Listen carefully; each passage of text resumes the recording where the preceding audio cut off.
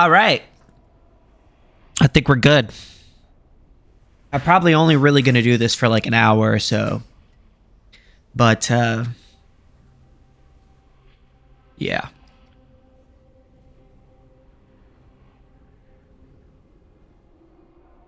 All right. Everything looks to be good.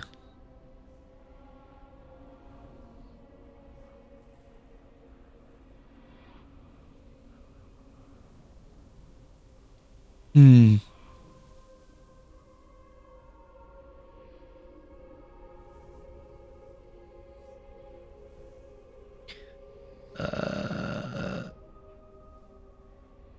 Join to create.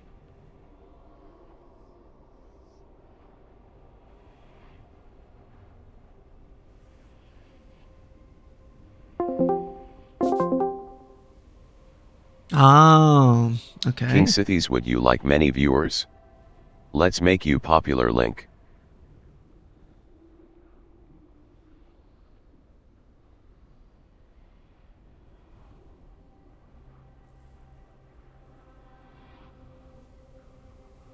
Okay, so slash name.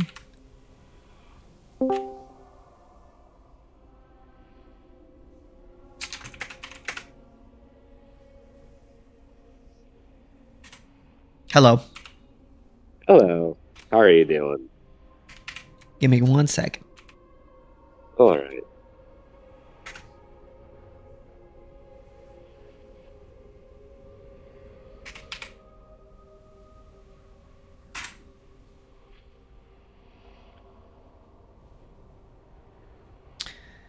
Wait. Command list? So what do I do? So what do I do? Oh my god. Did it work? 6, 7.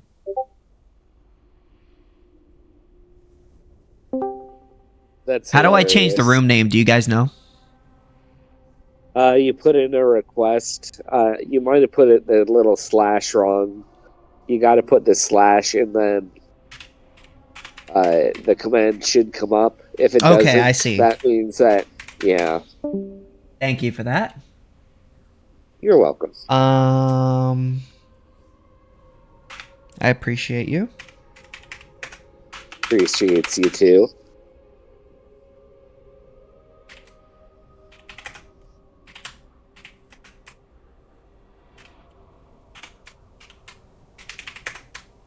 So by your name, I see you like Dr. Mario.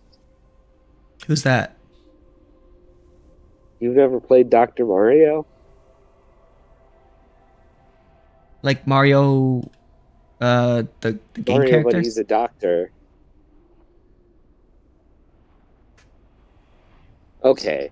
Well, in the game, it's a puzzle game. It's kind of like Tetris, but you have different viruses of different colors, and you throw pills down there, and when you do that, and it clears lines, and your Ancap thing looked like a Dr. Mario pill, but yeah. All right, I'm ready. You don't know Hey, what Danks. Dr. Mario is. Hello.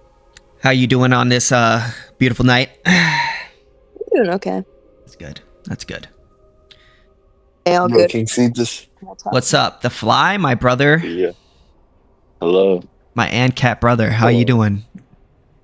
I'm doing good. That's good, man. How are you? It's very good. Let's hope they accept this name change fast. Reverse Camus. What are you? Bro, What are you? What are you? Are you an Ancap? No. Me? Yeah, you. No, I'm more left libertarian. So I'm fine with ANCAP. Like, if it works, it works. And yeah, I don't see why these systems can't live side by side and people choose them voluntarily. Yeah. As long as the main idea is voluntary, voluntary transaction between consenting adults. I mean to say, sheesh, it's been a long day for me, so Um, But You basic- said voluntary transaction. If I want some transaction, I'll go on Grinder. and I'm live streaming, by the way, just letting you guys know. Now you mentioned that. Well, it's okay. It's okay. I don't care that you talked about Grindr. I'm just letting you know. Didn't want you to expose yourself. You know what I mean? No, that's what I do. On Don't want you to, incriminate yourself. But yeah, I'm pretty cool with communism as long as it's not forced. In ANCAP, you could be a communist, you could be a socialist, I think but so long as you communism- aren't forcing anything on anyone. communism could work fantastically for America as a weight loss plan. Yes. But You want to not if lose we some do it weight? right this time. Yes. But, But yeah, we're not against I used communes. to be communister, but I did grow disillusioned with it, and I found my own thing. But I still have sympathies, and if people wanted to make it that way, like you said, without forcing it, I think, especially on a local level, it can do wonders if people want to organize that way. How can Or it even do in a- wonders? I mean, just people living for people. Like all needs are provided as long as they work. That's capitalism, bro. It can be, yeah. As long as you work and you'll get money. Yeah. See, I just got done doing some DoorDash. Nice. In practice, communism has meant far less needs get provided. That's, by the way, Yeah. been true both in first communism, under states such as the Soviet Union and North Korea. It's also been true under voluntary communism, such as in the case of communes. They're at best they're poor. Well, communism does solve the food problem by not having food at all. Right. I think we have you know. enough food that we could provide for everyone. Like I said, I think it is incumbent upon people to work. If they're working a certain amount, if you think the free market can deal with those disparities in costs, sure. But if it's guaranteed as long as they work, I think that could be good. But specifically, I'm not even of that mindset anymore. Food is prevents if me literally talking about partisan politics. if we're literally just talking about food is in such ubiquity that you don't even need to work for it. There were times in my life that I was homeless and had zero income, and I could, in a matter of a couple of hours, I could fill myself with enough calories to sustain me, in survival terms anyway, for several months. Just based on the abundance, I could just go hang out at McDonald's and wait for people to not finish their food, shit like that. Yeah, like I said, there's an abundance of food. We don't need to give up the abundance of food. In fact, if we have the resources, I think we could legitimately make something beautiful. I mean, that's vague, but sure. Yeah. I don't think we're likely to make something beautiful by removing incentive structures such that satisfying more people's ends does not enable you to satisfy more of your ends. And generally speaking, with a centrally planned economy, that's the central tenet of what you're doing. You Not if remove it's decentralized in small communes. even on a small commune, correct me if I'm wrong, but if I'm understanding the theory correctly, which I think I am, even in a small commune, if I produce something of greater value to people, that doesn't mean that what I receive is of greater value. That is to say, I can't get rich by serving people better. Okay. And if getting rich is your thing, that's cool. If living in a commune is your thing, that's cool, as long as it's voluntary. Sure, Hell yeah, yeah. I let me be clear. I have no intention whatsoever of forcibly inhibiting anybody from, practicing whatever the hell economic system they want on a consensual basis. Yeah, we're napists. But I'm very skeptical of the premise that even on a voluntary basis that communism is likely to amount to anything much beyond bare subsistence, and even that's dubious. I mean, fair enough. Like I said before, I'm not even entirely sympathetic to the system anymore. I have a soft spot for Marx as an early economist. Like, even if he got things wrong, like, that's why it's a type of science. Should read Rothbard. Love Rothbard, man. I might have some Rothbard. I had some Friedman on my e-reader. Ooh, there's there's a objectivist book club around me that I joined, and I'll go on that occasionally. They're In real pretty life? cool. You said you Yeah. have some Friedman. Which Friedman do you mean? Milton Friedman, the economist. Father. Yeah, I just wasn't sure if you meant the father or the son. You mean the father. David Friedman's pretty good too. His I son. like David better than Milton. Milton had some good shit. And I agree. Milton had phenomenal charisma. You ever see him talk? He was captivating. I think they both are very charismatic. I think David Friedman has a very, I don't know, he just commands respect. It's just something about him. I think what it is, it's David Friedman is unfortunately, a while back, they had a copy of Basic Economics by Thomas Sowell at a used bookstore. Unfortunately, I was too poor at the time to even go and get it at that time. And Love Thomas Sowell. it passed me by because the book's just too far away. Yeah, that's a really good book.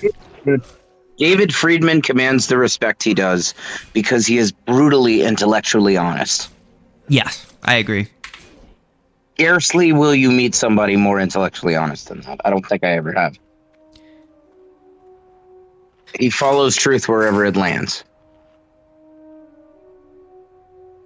I like his he's got a funny demeanor too, you can just, he's one of the easiest people to do an impression of.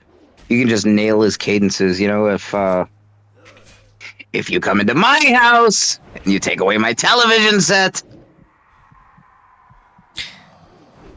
I go to my rights enforcement agency. I'm busy. What? Did you see the one where he was debating Walter Block and he got a phone call in the middle? I'm busy. Yes. The phone. I'm busy.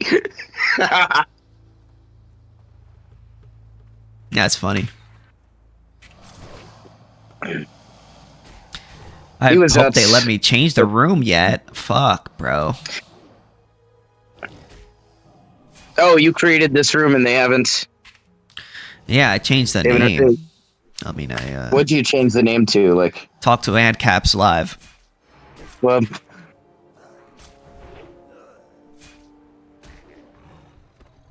you said gay club? Yes. Hey, Reverse, who is your picture of? So like young Kierkegaard. Say it again? Kierkegaard. Kierkegaard. Yeah. Who's that? What did he do? He's a philosopher. He considered himself more of a poet, but he had a book, Shit Talking Hegel. So he was kind of a philosopher, but his main idea was that he needed to make a leap into faith because the world was basically so absurd and so depressing sometimes that it sometimes it's almost a natural response, but it's also very rational. He rationalizes it that way. Whenever I hear Hegel, it makes me hungry because it makes me think of a bagel. Hegel bagel. Dialect. Uh-huh. I The prefer dialectic. the bagel dialect.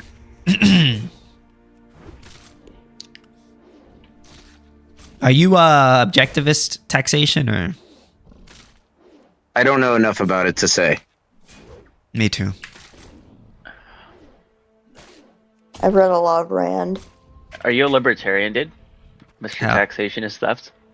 I am too. I am. Yes. Why? Yes. There are at least If you there are don't at mind least sharing, where three are you from where you have like objectivist like reading circles going on? Oh wait, there's 2 libertarians. Holy smokes. 3 actually. there are 3 at least. 3 actually, yeah. 3? Who's the third? Sithis. I wonder who. Wait, who? No, that's the second guy. Who's the third? I'm a wonder who. libertarian. Banks is a libertarian. KingSithis is the libertarian. Yes, I Dude. am.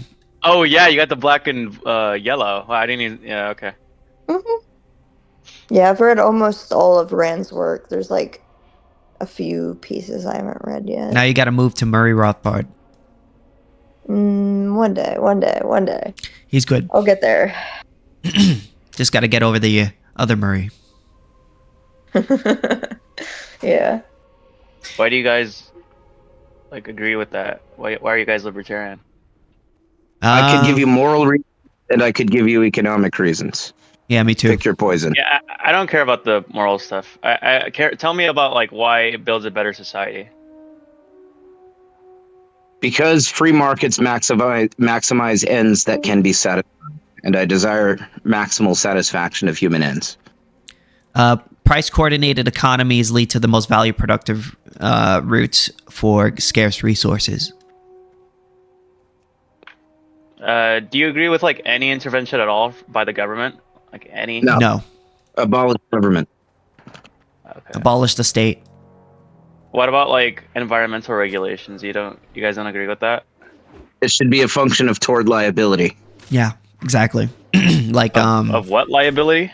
So the idea Tort behind liability. it is for example, if I own a factory and my factory is polluting your groundwater and stuff, you're my neighboring farmer and I'm polluting you, you have a tort claim. Now in the existing world, government provides an artificial legal shield, actually multiple artificial legal shields for polluters in the interest of supposedly promoting trade. And these legal shields oftentimes protect polluters from tort liability, such that they cannot as effectively be sued for it. Whereas in the anarcho-capitalist framework, in a libertarian world, if somebody's polluting your property, you have damages you can collect from them.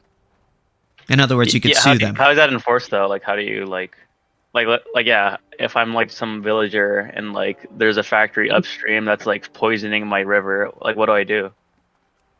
You would go to your insurance company and report the crime or the pollution. They would then identify who the culprit is. They conduct an investigation to identify the culprit, and then, assuming they can identify who it is, which in this case wouldn't be hard, it's a factory down the river or something. Then they go to the insurance company of the polluter, and they address the situation with them. The two, assuming they can't just work it out between themselves, then the two bring the matter before a third-party arbitrator, a private court. And then the arbitrator presumably, conducts a trial, and ideally they find the polluter guilty, and then the polluter is compelled to pay out damages to you, the victim. Yeah. Wouldn't that be like a government then? Like you're like setting up like a court system where there are like parties, and then a judge gives down a ruling, and then that ruling is then enforced. Like, isn't that kind of like a government? It's a legal system, but it's not a government. Okay, if I went to North Korea and I told the people there that I want to get rid of the government, assuming they speak English or I speak Korean, if I tell them that I want to get rid of the government, they would say, that's crazy. Without government, there would be no food. And then I would explain how grocery stores and, private food production chains work and so on. And they would say, well, that's just government then. And yet in the rest of the world, when we look at grocery stores and we look at, private farms and food distributors and so on, we don't say that that's just a private version of government, because we're not accustomed to food being something provided by the government. So Yeah. that's very much how I look at it when it comes to things like courts and rights enforcement service and military defense and schools and roads and so on. These things being done by private firms, I don't look at that as just recreating government. I look at that as applying capitalism to these sectors as well. Yeah. Yeah, actually explain the road thing. Like the road thing is like a pretty common objection to libertarianism. So, and I've never heard Hell like yeah. a satisfactory response to that. So like, why would a private company build roads? Why would they do that? Oh, for In order to profit. collect a profit. Didn't Yeah. they collect a profit? The easiest way to conceptualize this is to think of a shopping mall, right? So you don't pay taxes to fund the construction of a mall. And you don't have to pay a toll to get into the mall either. They want you to go in for free. It's profitable for them. The reason it's profitable is because you, the consumer who walks into the mall, are something that they can, in effect, sell to businesses that are interested in the foot traffic which that mall conjures. Scale it up.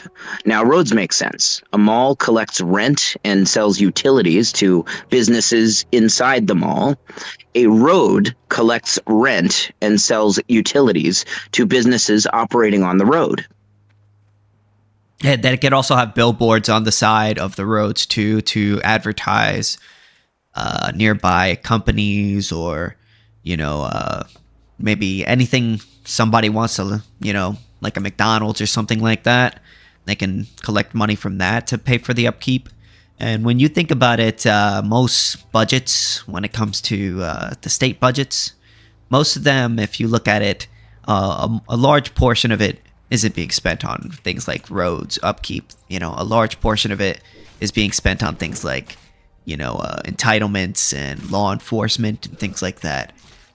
So those things aren't really expensive even for the state. So I don't see why it would be too expensive for a private company to figure out. Also, we have examples of, I know a lot of people don't like this example, but we have examples of toll roads, which are private roads that operate in the real world.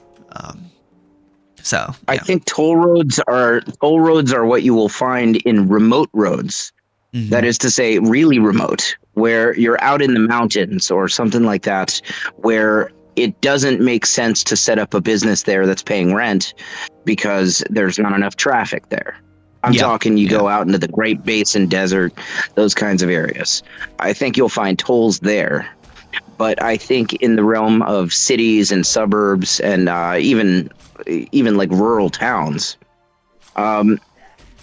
from the incentive structures at play, it seems most likely to me that businesses that want to set up shop on the road would be compelled to ensure that the contract they have with the road firm precludes the road firm from doing anything that might steer traffic away from the road, i.e. away from the business. And one such thing would be the implementation of a toll. I would much prefer to operate a business on a road that doesn't have a toll than one that does. A possible exception being a road that is in extraordinarily high demand. You'd say a road with very low elasticity. I don't believe in inelastic demands, but low elasticity. Those may have tolls.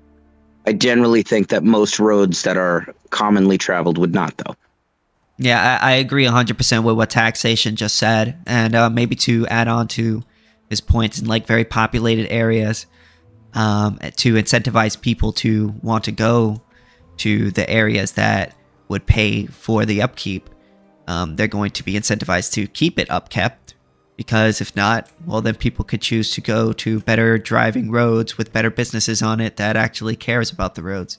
When you have a private property assignments, the people who own it reap the benefit and the loss of of what they're selling, and what the thing that they're own, which then incentivizes them to make sure that to provide the best service.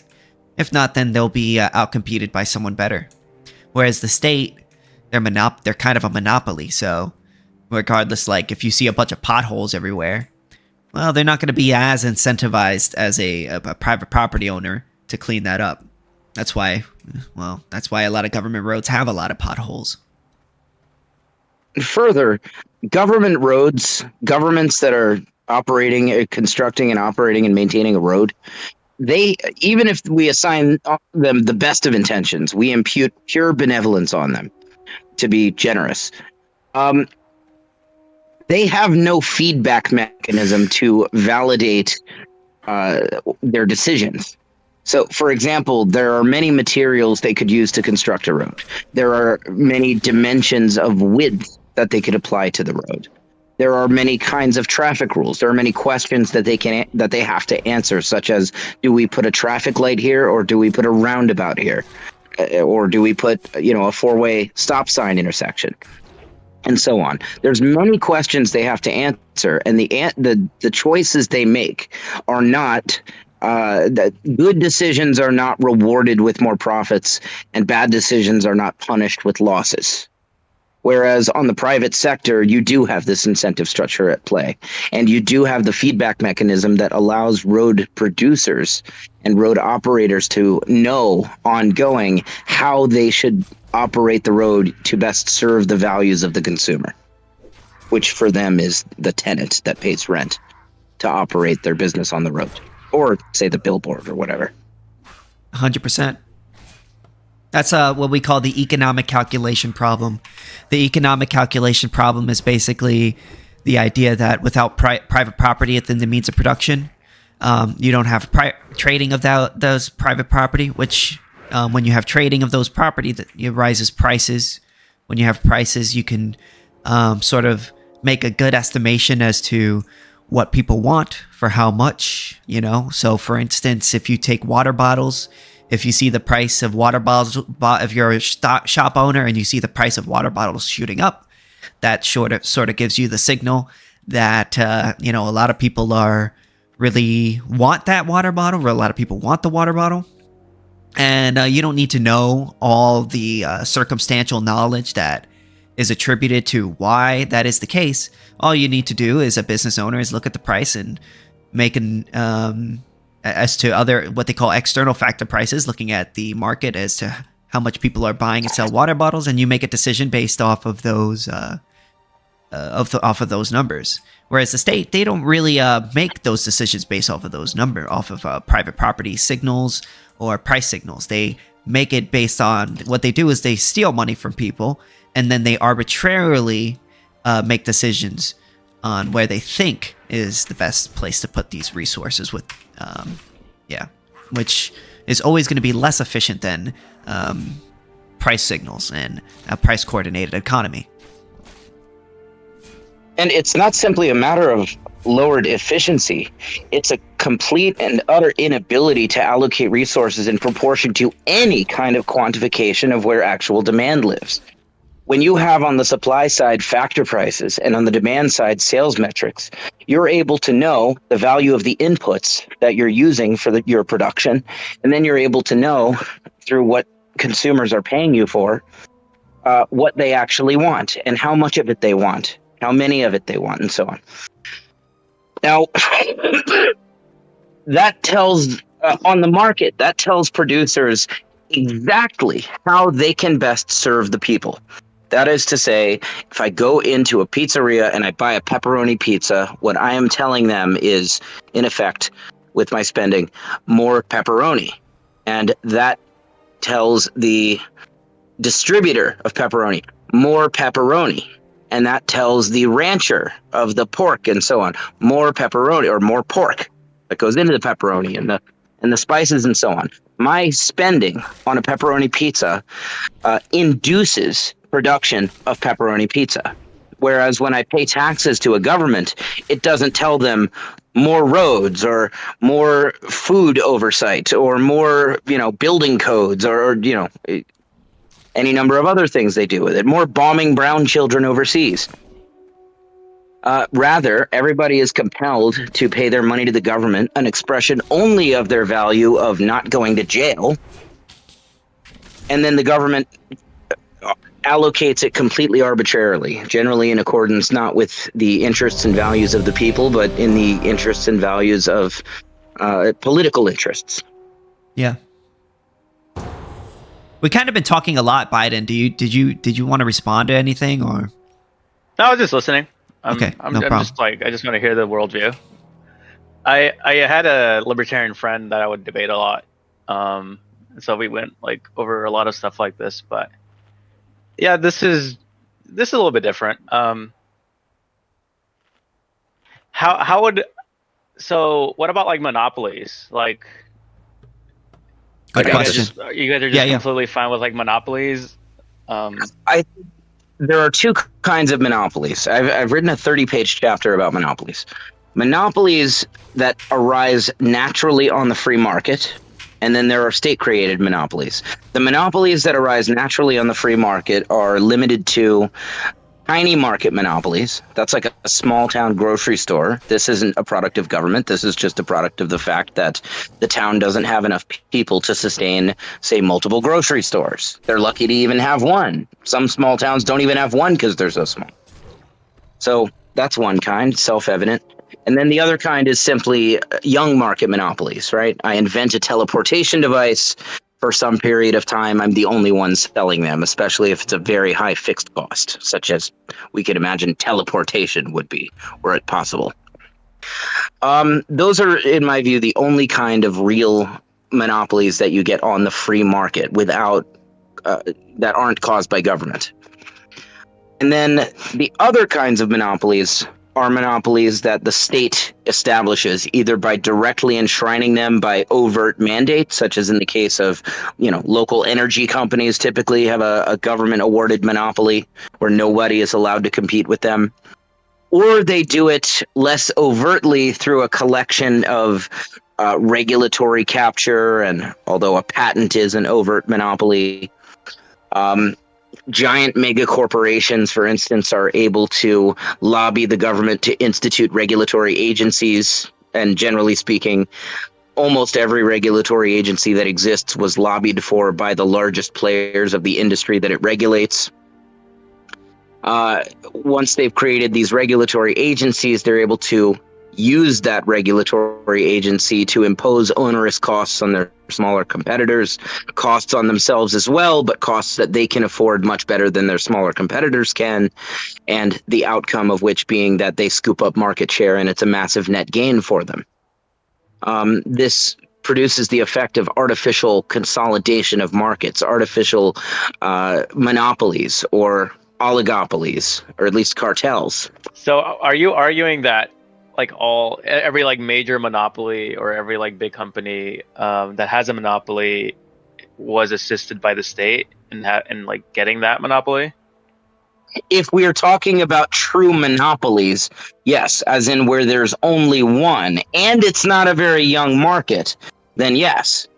Now, people will sometimes cite firms that were very large, especially in young markets, and call it a monopoly when it wasn't. A prime example of that would be Standard Oil. John D. Rockefeller. What's funny about that? Rockefeller himself was actually kind of a shining example that refutes one of the main arguments against free market-driven free market-driven large-scale monopoly. So one of the main premises for how a large firm in a large industry could attain a monopoly in that sector is they're just going to buy out all the competitors, right? I'm a big rich guy. I'm just going to buy all the competition till there's no competition left. Voila, I have a monopoly. Rockefeller tried that. So Rockefeller adopted a policy that I will buy any oil refinery that that exists. So one very clever, enterprising man named David P. Reigart built 3 consecutive oil refineries for the sole purpose of selling them to Rockefeller at outlandish prices, and he made a fortune in the process. And he demonstrated the principle that if you adopt a policy of I will buy out anybody who competes with me, what you're essentially doing is putting up a big billboard that says free money, come compete with me, and then name your price. It represented a massive cost to Rockefeller, and it wasn't a sustainable strategy. I should point out as well, Standard Oil never had a monopoly. They never had less than 100 competitors in the sectors that they operated in. The reason they're mistaken for a monopoly is because they had very large majority market share. True, they did. Standard Oil was operating in a very young market. Oil at the time was not a mature market. And they were highly efficient. They were extremely efficient. And they were able to provide a tremendous amount of value to people in the form of selling people oil for much cheaper than anybody else could. I think it's a travesty that Standard Oil was broken up. People look at the, application of the Sherman Act and, antitrust laws in general in breaking up Standard Oil. Why is it a travesty that it was broken up? It wasn't a monopoly. Because, well, that's true. It wasn't a monopoly, but also Standard Oil, their system was highly efficient, and I think it's wrong to introduce coercion and to impede on a system that's serving people's values. Which they have. So, if we're talking about monopolies, right? Because Standard Oil was in fact a monopoly. No, they weren't. They weren't. You think? How were they not? They didn't have 100%. They were never the only oil company, and that would be a requirement for a monopoly. Monopoly means 0 competitors. It doesn't mean dominant market share. One seller. And not only were they not the only one, they never had less than 100 competitors.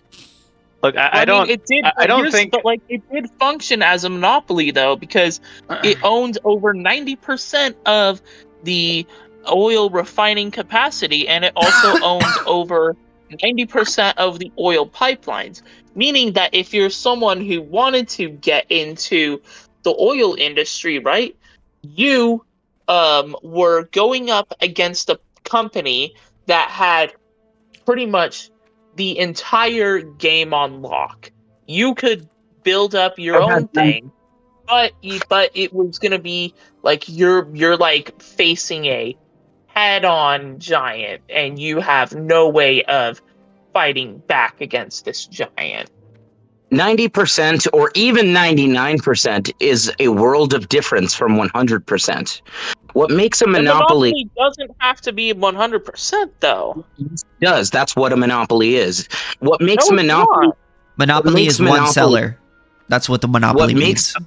What makes a monopoly interesting as an economic concept is that the pricing is not bound by competition. It's solely bound by the elasticity of the demand that they're serving. Now, in the case of a giant firm that has even one competitor, this is not true. If you have even one competitor, your pricing is tethered to competition and not simply limited by the elasticity of the demand you're serving. Meaning, if you have even one competitor, you're not a monopoly. Well, actually, I could jump in here. Even when you have 0, even if you hold on one sec, you're never gonna have 100% control of them. You're never gonna have 100% control of the market, because there's always going to be some smaller firm, right? It's like if you have you can see that in the 90s, that in the 80s, right before AT&T, AT&T was considered a monopoly back in the 80s and 70s before it got broken up, and now AT&T is no longer the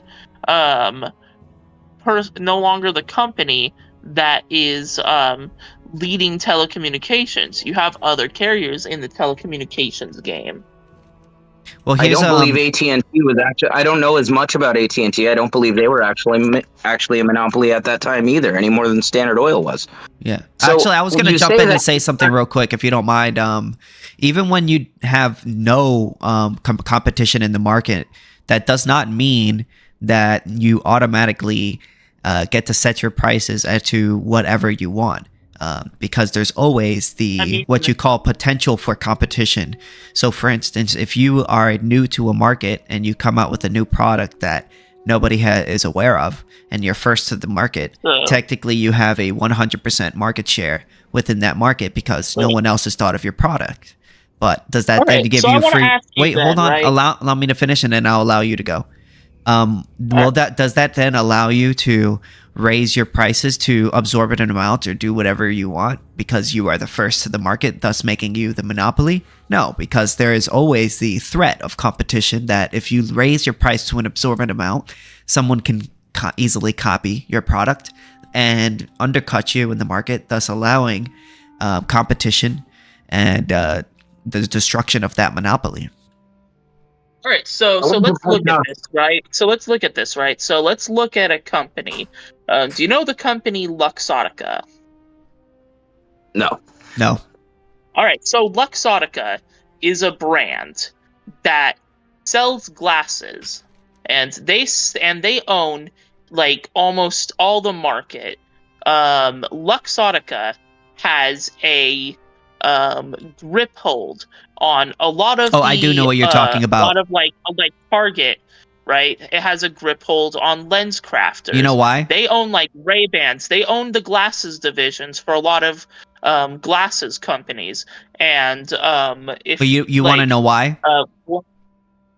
Because they own the majority of, because they've bought out a lot of the companies. No, the reason why is because they bought all the. Finish, right? Okay. Luxottica bought out all the glasses companies, right? They bought out Ray-Bans.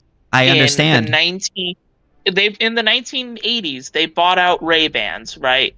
And the threat was Ray-Bans could stay their own company and stay at making sunglasses at an affordable price. But Ray-Bans just was forced to pretty much sell their company because Luxottica said they would pretty much price them out of the market and would make them go bankrupt. So their only option was to sell. Well, here's the issue. The reason why Luxottica was allowed to do what it did was because of patent laws. If we abolish patent laws, any company would be able to create their own sunglasses or glasses, thus allowing the elimination. Thus allowing the elimination of that monopoly. I have a couple of things. One, I just looked it up out of curiosity. Luxottica holds roughly 28% of the U.S. eyewear market. I would say that's far from a monopoly. Now, but what about the world market? World market is 20%. Okay, but still, Luxottica is a big company. So we should abolish patents, right? And intellectual property, right?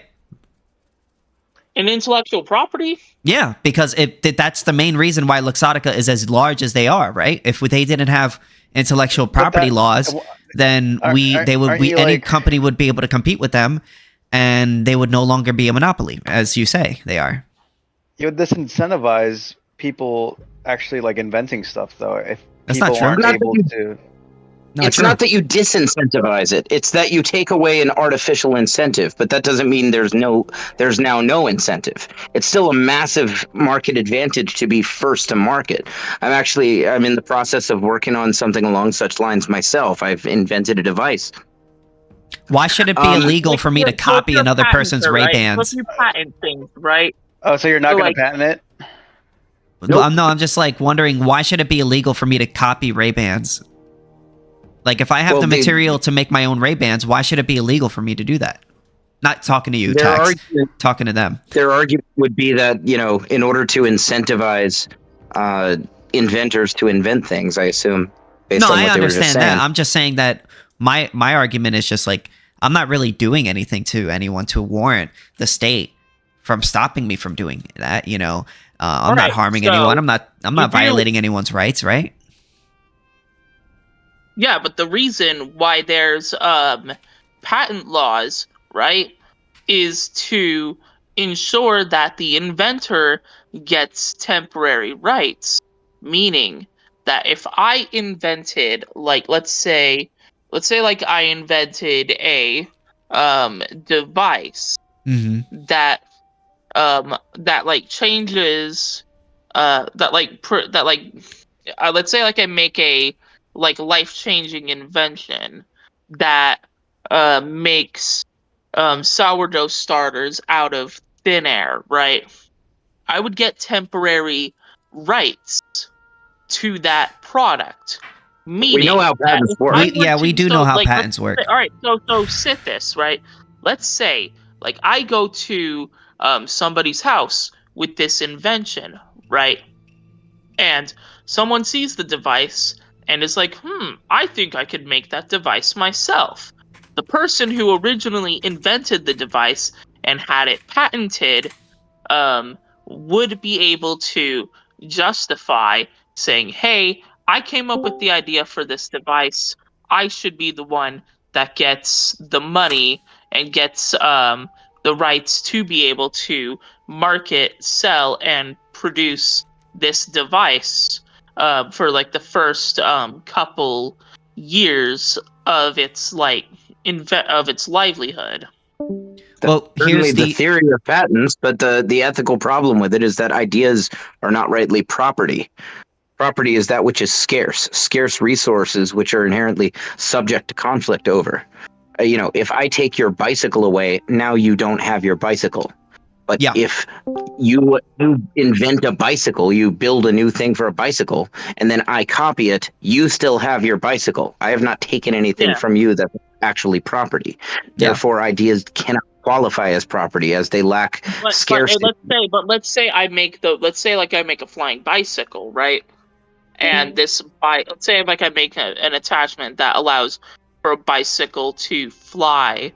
I was using right? bicycle as a proxy for a any Mark kind II. of innovation. It could be a Yeah, like flying Compressor Mark II. bicycle that if you ride this bicycle, it cures cancer and a genie comes out of it. It doesn't matter.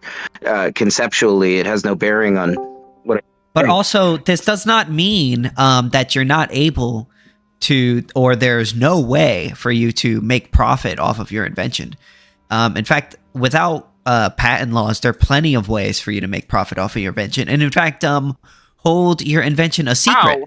So, for instance, How? you could like use. how like you're not. Yeah, going I was going to answer. The reason that you have patent laws in the first place are to protect the people who invent the device, so that people Yeah, I was going to answer the. to produce can have Text green can be game able over. to spread knowledge, can prevent the duplication effort, and also We know have the reason why ability to patents are profit around. off We of understand their that. idea and invention. Are you just trading off ChatGPT? Yeah, like just No.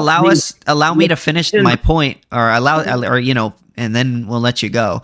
The argument that we're trying to make, and I think taxation is trying to make too, is that it is not impossible, and it's actually very probable for, and it happens in the real world for people to make profit off of their inventions without intellectual property rights. For instance, you could use what we call a non-disclosure agreement, where if you go to a group of investors, right, and they want to invest in your thing, you could have them sign a non-disclosure agreement, and before they look at your invention, and if they like it, then they can invest in you, thus and so give you the money to produce it, mass produce it, thus plus profits to allow you to make the profit off of your invention without violating anyone's rights. And if they regale on their agreement or go behind your back and screw you over, well, then you could put a penalty for a large amount of money so that they would have to pay you for screwing you over or violating that contract, essentially. There's also Kickstarter. There's also the idea of Kickstarter, where people what they do is they go onto some sort of website, they present an idea to everybody. Yes, I know what and then Kickstarter is. I wasn't born yesterday. Okay. Yeah, but you were talking to us about patents like we were born yesterday, so you know. So there's no shortage of products that have been brought to market and are not patented, but that the inventor of still profits a great deal. There's a million ways to do that without a patent. For example, Coca-Cola. Patents are based on the false premise that if others are able to duplicate your idea, then you're not going to profit. That's not true. Personally, I've invented a medical device. And the way that I am going to secure a profit for myself is by enshrining major market share through, prior to launch, contracts with major distributors, with major distribution outlets, online and brick and mortar, such that for a period, I have, you could say, a company-wide quote-unquote patent. That is an exclusivity arrangement that if they want to sell mine, the name brand, then they have to agree to only sell mine for a term of years. Doing that prior to launch with many major outlets enshrines you significant market share. Yeah, you're not going to be the only one. People are going to be able to buy cheap Chinese knockoffs and so on. And that does mean that you'll make less than you would if you had an absolute fixed monopoly through a patent. That said, it doesn't mean that you won't prosper. You absolutely can and, very well may make a massive profit. I say may only because not all inventions are profitable, with or without a patent. Very true. In fact, I made a whole YouTube video about this. You should go watch it. Not now, but later when you're on your own time. Owned. I'm kidding. Do you know the game Star Citizen? No, I don't. I've heard of it. Don't play it.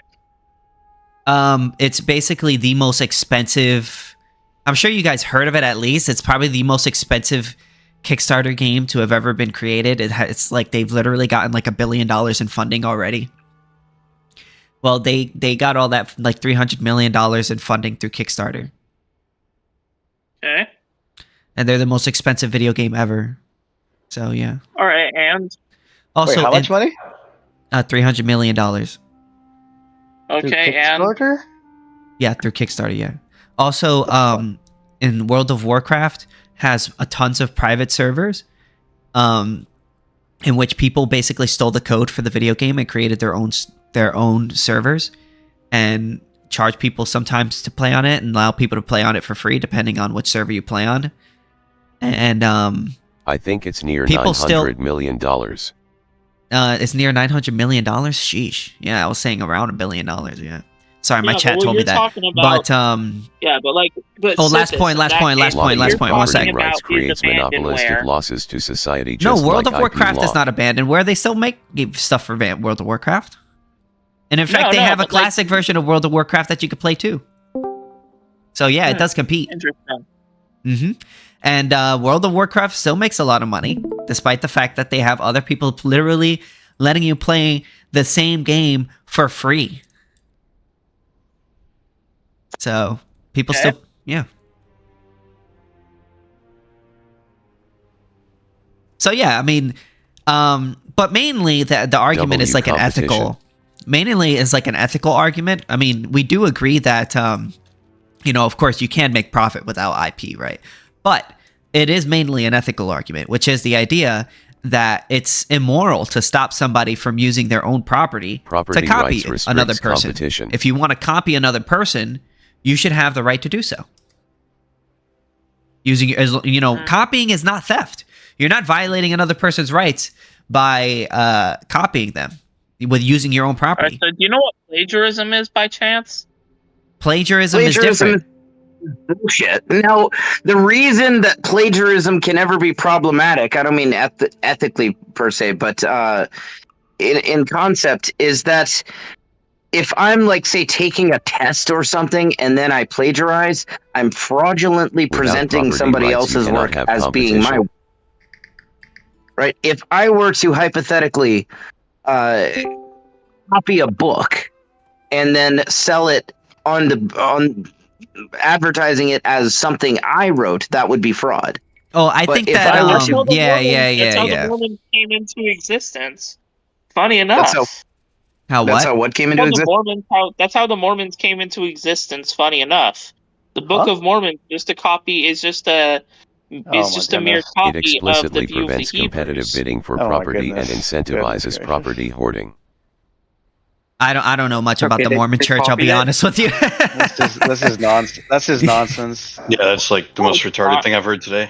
Yeah, it's just nonsense. But anyways, going back to the Like- point, if you just to add on to what he just said, plagiarism in the sense that if you're doing it in a fraudulent way, in the sense that you're saying I wrote this book and you're selling a book and you're saying I wrote it when you didn't actually write it, you're giving somebody else's writings, then that's fraud, and and the person whom you're selling it to could sue you for lying. But the real issue is but the like idea someone's idea and the ability to make profit off of it should be theirs. When your ownership How can is you own an prohibited, I idea? cannot Yeah, how can compete you for own ownership an idea? without your permission. I didn't say own. I said should Just be like theirs. a producer That needs obviously permission doesn't from the really inventor own an under idea. IP law. well, let me ask you a question. Let's see how far you would stretch this. Just I agree with the current, like, it lapses in 100 years. So, like, Mickey Mouse Steamboat Willie is now public domain. I'm okay with that. yeah, they but don't, though. the person who made that isn't alive anymore. Okay. So like, why it's not So their then idea? maybe- How may- can they? Okay, You know, I'm amenable. Look, I'm not trying to, like, just steel man one position here. I'm amenable to, like, okay, the person dies, the idea is now out in the wild. That's fine. I'm okay with that. well, I was just But that's I that's was just about wondering as far as because I'll you go. just said you support the current law. Look, and- 100 years is fine. I was okay with that. I mean, I'm just, like, willing to grant you, like, okay, fine. The person dies, idea is no longer theirs. Now what? Like, now Well, you the thing have is, to, now the ball's in your court. Prove to me that that's crazy during their lifetime. well, the thing is, 100 go ahead. 100 years is 100 years. I was just going to say real It's quick that 100 monopolistic years is inefficient to 100 give years the too current long. owner of any property, Okay, real that's or retarded. intellectual, You think you can just the right take to someone's determine idea who owns and, its like, make next. profit off well, of you're it? not you own taking that? any. No, Wait, like, you're not let's Yes, take- taking that's exactly anything. what they're- Right, I just right, wanna- hang on. All right, so sit this, right? Let's Wait, say so that they spend all this time developing, like, Wait, let him say make his a question. Let him. literature or something. let me and then make you my just, like, claim real quick. So Good. let me. All right. So let's say I am an author, right? And I produce this masterpiece book, right? That's like my life's work, right? Yes, And I then should be allowed to copy it. die. Yes, we And should be allowed to then copy it. 5 years after I don't I think so. die, right? We 5 should be years allowed to after copy I it. die, that book becomes the talk of the town and is now like the book that everyone wants to read and everybody is reading, is getting major motion picture rights, right? Like that's still my creation. Like, do you think just because I died and I still had ownership of the book and had the copyright, should I be able to? Yes, copy. Should Yes, my we should be family allowed to copy it. to like profit off of that? Because I think they should. You don't need a monopoly in order to profit. You don't need a patent or a copyright in order to profit. Yeah. That's what somebody uncreative would say, yeah. And fundamentally, we Right, are right. against. So then- That's the thing about I'm us literally- libertarians. I'm literally Go ahead. an inventor and a writer. Wait. Literally what We're all talking at plagiarism once. is. Ghost. You asked the question, but you got to let us respond. We are live streaming, Alright. so I do want this to be watchable, respectfully. So, if you want to ask your question again, you're by all means. All right, then we're Right, gonna. so I was asking, right? So I was asking, right? If I produced a book, right, that was a hit, The guy is trying to say the profit will be diminished for inventors 5 without years IP after law. I died, or something like that, like a short while after I died, should my family not be able to reap the rewards of the work that I created, like them being the family being the beneficiaries of my work? All right, Not so as a monopoly. I don't think there's anything wrong with that. No? yeah, so let me Why? jump in. Let me answer real quick. So your family, That's an that exclusion the of person others. tax, the person who is inventing therefore that will thing, decrease the rate their of family invention in does the have the short right run. to profit off of that idea. But they do There we what they go. do not have the right to do is inhibit other people from using their private property in order to copy that idea, because Except they copying. do. Hold on. Because If it's the exact book, hold on, then let they- me finish. wait, Vegan, no, if no, it's the let me exact finish. book No, print for vegan, print. vegan, stop. Let me finish. So I'm talking. So just because you copy another person's invention, you are not taking anything from them. So if I decide to use my own property, let's say you're the IP owner of Ray-Bans sunglasses, and I use my own ID property to copy your sunglasses, right? And sell it on the market. I have not taken nothing that was in your possession was physically taken from your possession by me, because I used my own property to copy your idea. So the idea that retarded. I copied you, or That's I stupid. stole from you, or I took They anything from spend all you that time developing is incorrect. They spend all that time developing those sunglasses, designing. Okay, them, so I'll ask you. going through all that. Let me just That's ask what you. you stole from them. You Yeah, stole but time. the main argument that I'm making here is I understand that you could spend a lot of time on an idea, and I do agree with that. A lot of people spend a lot of time on their ideas, but What entitles if I- you to their time and effort? Why do we have? Because under effort- your Hold on, worldview, hold on, hold on. under your You're not worldview, entitled people to would the just time keep and their. effort. because Other time. people would just explaining. that dude. I'm in the middle of responding. Yeah, You, let like, him let stop him me a respond, second. and then You're hold on, retarded. Cam. No. Let So him go, anyway, and then let me respond Under after your him. worldview, assuming And then I'll let we you were go to after me. grant your worldview as the maximal law now, and that's how things work now. Like, people would just keep hoard things to themselves. They wouldn't So openly Chinese share were stuff right. anymore. Just copy shit. You'll So have here's more the space, issue. Secret. So we here's would the have, issue. we would have more less space, Secret, we completely. would have less commercially available things to us that could be helpful, that could be Nice revolutionary. Yeah, stream. like, I really if I like could- your stream. More of it. So, If- like, No, wait, we If have you more. if you could just stroll up, and go, hey, I'm gonna take this now. Good job developing this, loser. This is mine. Yeah, but now. I just Like, gotta make a quick response to that real quick. Hold on, Nobody- vegan. Let me make a real quick response to Nobody vegan thinks real quick. everybody's because So the it's not idea, property. taxation real quick. So the Not idea, property, dude.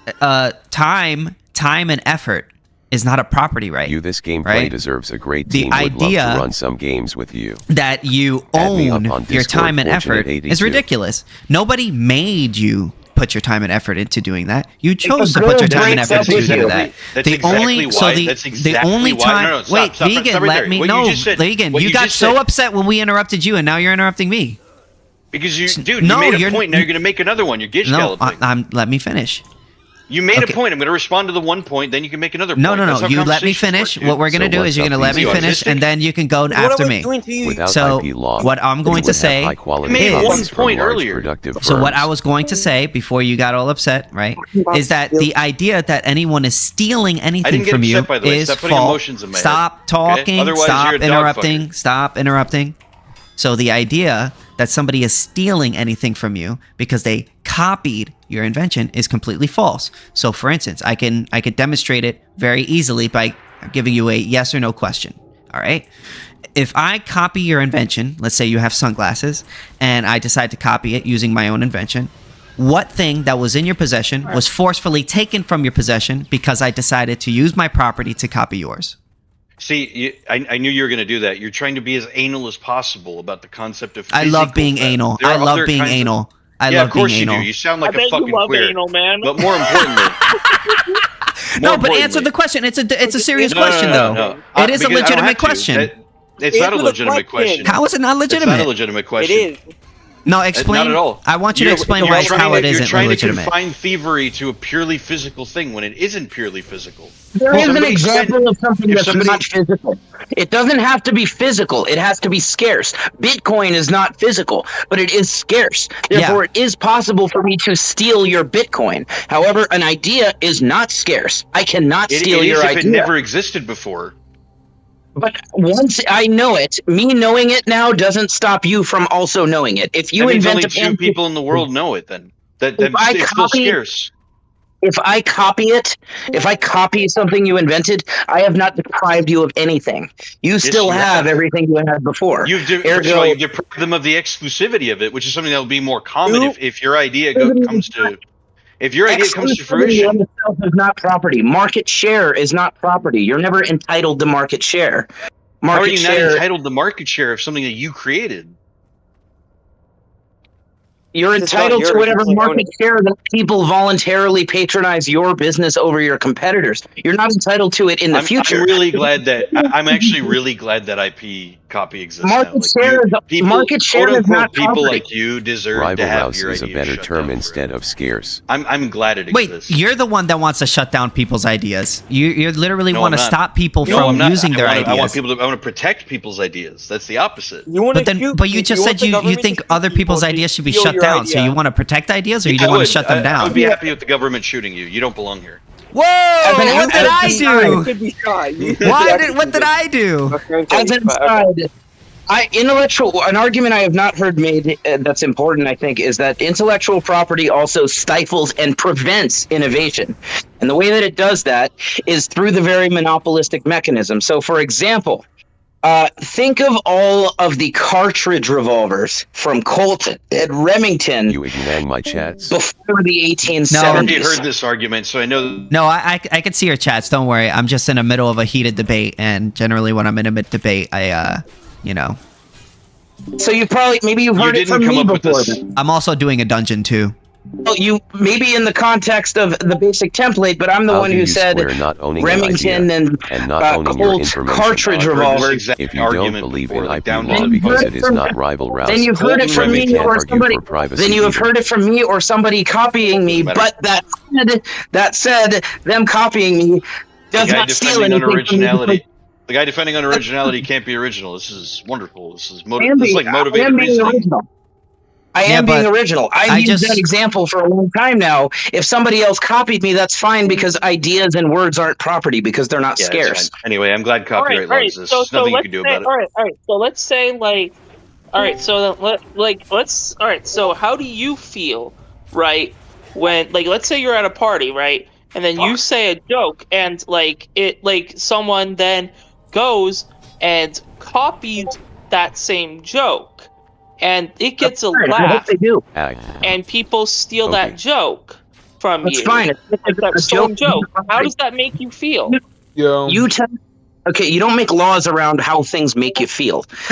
You telling a joke doesn't. What do you mean? What are you The talking joke about? Have always you heard of, incentivized have you heard of a innovation, hate crime? which misallocates labor Yeah, toward crime innovation is like, instead of we should- manufacturing How and is that other going to make you services. feel if someone steals your How many joke? Monge AHS have been used begin streaming? Yo, Cities, you should make timers so Let's people if don't I have if, time if, with I, deliberation. if I feel circle back like to that. You voting don't for think one that that's hate not good. crime should be you don't think that hate crime? No, I don't, should be a Space Ghost. thing? I'm not a queer like you. I have nothing to fear from people We're hating live me. streaming. We're live streaming. We are live streaming, sir. We are live Somebody- streaming. Are you pro-life?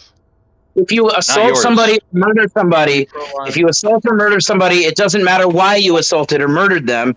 If it genuinely was assault or murder, not self-defense, then whether it was racially motivated or sexually motivated, or you just didn't like the guy because he's an asshole, or maybe you just, you wanted to take his money or something, it doesn't matter why you murdered him.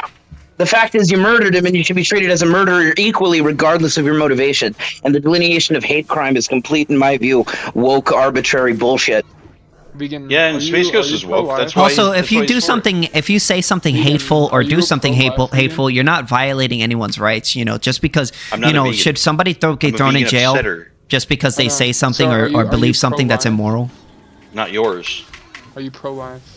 Not yours. Your own, yeah, sure. Are you pro-life? Again, I'm not pro your life. Not pro Yeah, your just life. Are you for or against abortion? Oh, dude, I've talked to you before. No, I'm not even gonna waste my time. Wait, with guys, you, dude. we're not talking Are you about for or abortion right against now, abortion? guys. I'm not even Guys, gonna waste my time with you, dude. I You just can ask want to know somebody if you have else. You can ask somebody else. consistency. I Uh, wanna know give if me you have one moral sec. Yeah, you consistency can ask about somebody else, dude. You can ask somebody else. That's fine. So not you're talking just, to you. you're just dodging. like, You're a waste of time. You're a waste of 49ers time. or- Yeah, I'm dodging Guys. a waste of time. Yeah. Okay. hold on. I gotta find a way to kick this guy because I don't know how to. Buddy, do I- if you don't mind, How do I kick people? Yeah, damn Am I straight is a getting- Do subhuman. you have like, Discord? He's an actual Yeah, waste I do. of time. Are you kicking me? Are you kicking me? Not you. what are these people? How do I kick people? You go to the top of the top. Okay, I'm just gonna turn this guy down for a second. You go to the top of the thing, right? I Okay. think it has commands. Here, let me see. Fuck, just see if you can do the room transfer one. I'll take it over and I'll kick this guy. He's a subhuman. You shouldn't have been you shouldn't have been born. Yeah, but if I give it to Or you, rather, I people. was pro-life until I met this guy. oh, remove. I could put remove. Well, that. He's black anyway. He shouldn't Whoa, have been born for man! a Can million you not reasons. say stuff like that? I'm live streaming, man. What's wrong with you? Can you add me on Discord as a friend? Not right now.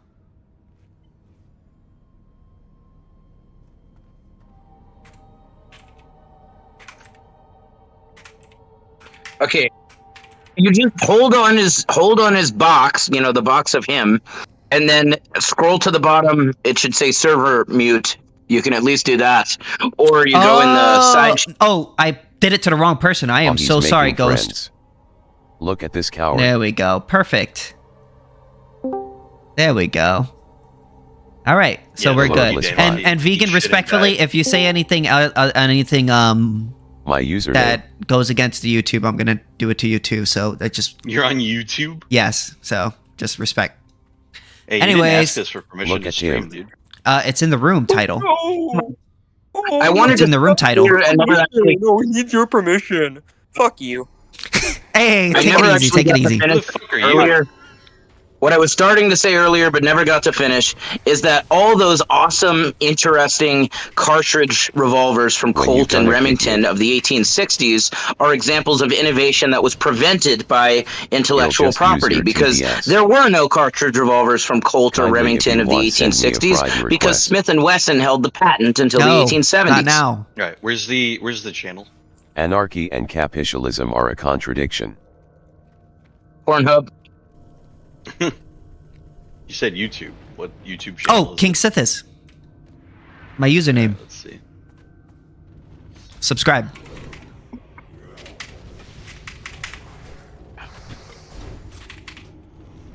It's called KingSithis because it's from before the transition. Should be called QueenSithis now. Yeah. You know, sometimes things happen. God, nothing against trans people, but I'm glad I'm not trans. LMAO. I I have would plenty not against make- him. I would not make a pretty girl. Plenty against him. They're deranged. Bro, surgery can make anyone pretty. See, yeah, they are crazy, but that doesn't make me dislike them. That makes me relate to them. Yeah.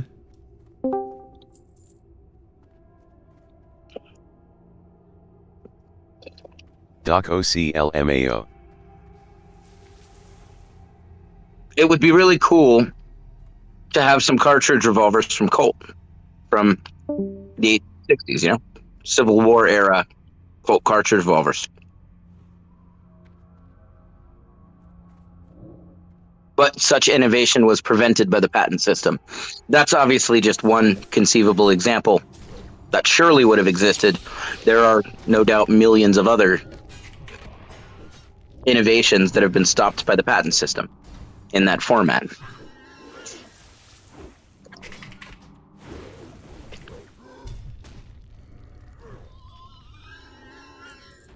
Is it only me here now? How'd that happen? No, I'm right here. I'm right here. Oh. Taxation is the financial equivalent of rape. And sexual assault.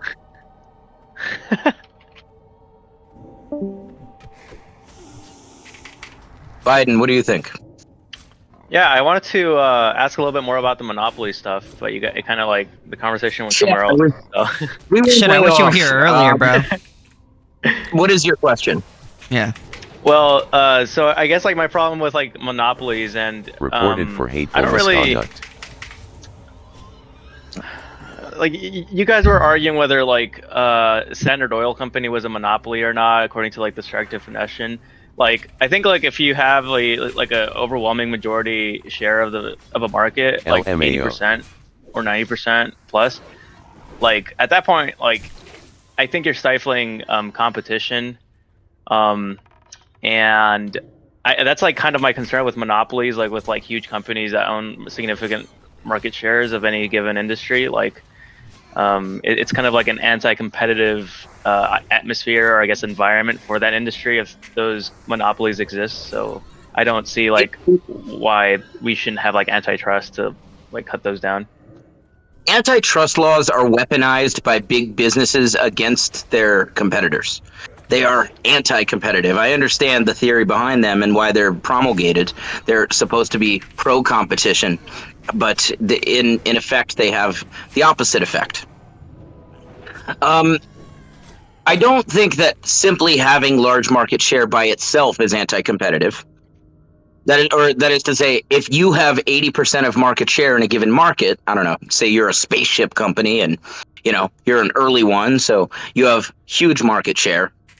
That's not stopping me from starting a spaceship company and competing with you. Now, you might make the case that economies of scale would give you an advantage, but that only extends so far.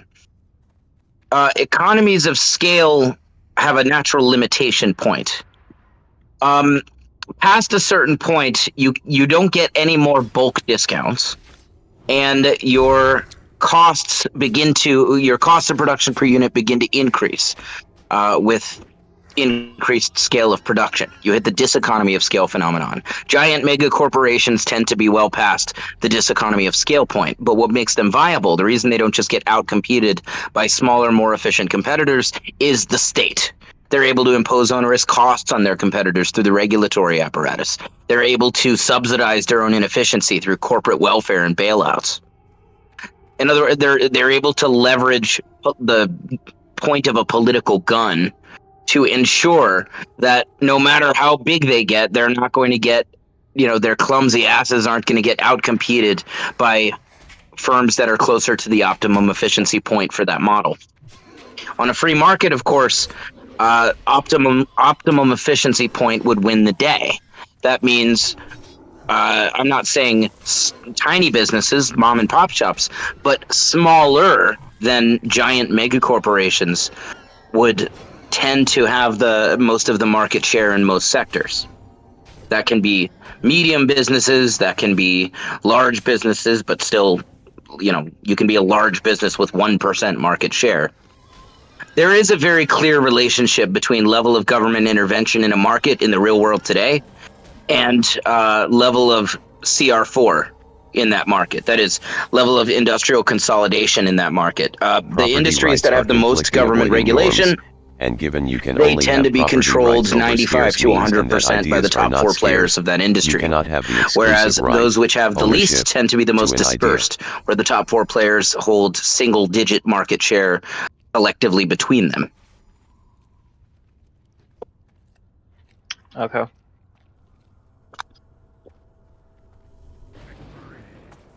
I've considered at some point writing a book called "Everything Done by Government Does the Exact Opposite of What It's Ostensibly Intended to Do."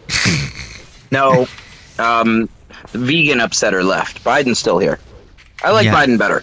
Yeah. Wow. Biden, you know, that's the only time I think I've ever heard myself saying that I think Biden's all right. I just, after it left my mouth, I realized I can't believe I just said that on recording. If you clip that, you're gonna fucking clip that. You know what? Into, Biden's like, all right. Taxation exposed. No, I like Biden. Biden's a good guy. I think he gets too much flack. Weekend at Bernie's Biden. I think all state runners are bad, honestly. God. My lifetime has seen the most hilarious presidents in American history, I think. Trump is self-evident. Like, love him or hate him, he's fucking hilarious. Biden was this, like, Weekend at Bernie's kind of ridiculous senile grandpa. Obama, he wasn't funny. He was just a pretentious fucking snob. He was just a pompous douchebag, in my view. But George W. Bush was probably the funniest president of all time. Not intentionally. It was the Bushisms. I don't know if y'all are old enough to remember the Bushisms. This guy was the president of the United States, and he used to say things like, "We're going to find this Katrina, and we're going to bring her to justice." The hurricane? Yes, the hurricane. He said, we're going to find this Katrina and we're going to bring her to justice. Implying he's been Yes. informed there's some issue with something called Katrina, so he assumed it's like a fugitive woman named Katrina or something. And George W. Bush said, families is where our nation finds hope, where wings take dream. Well, one of my favorites. It was like it was about the terrorists. It was like our enemies are creative and resourceful, and so are we. Our enemies do not stop coming up with new ways to hurt our country and our people, and neither do we. Yo, you already got clipped, bro. You already got clipped. Biden's still here. Fucking shit. I like Biden better. Yo, president you just got clipped. Which president was the one that said like, if you fool me once, what is it? You fool me once, that's shame on me. Fool me twice. That's the real saying. That's the real saying. Is fool me once, shame on you. Fool me twice, shame on me. Great old saying. What Bush said. You're like, can't fool me again. Was like, we gotta say it. Y'all got a saying here in Kentucky. Well, we got it in Texas. I assume y'all have it here in Kentucky, or maybe it's Tennessee, whatever. That says, "Fool me once, shame on you. Fool me twice, you fool me, you can't get fooled again." Yeah, I think he was smoking. funny. I think he inhaled on that one. Oh my God, this one was good. I just looked up Bushisms. Too many good docs are getting out of the business. Too many OBGYNs aren't able to practice their love with women all across the country. Oh my goodness. Oh my goodness. It's bad. Wasn't he the one that also said that like God told him to invade Afghanistan or something? I don't know. Yeah, Bush's ass. He said, see, in my line of work, you got to keep repeating things over and over and over again for the truth to sink in, to kind of catapult the propaganda. Dude. I can't believe he said that. Wow. One of the great things about books is sometimes there are fantastic pictures.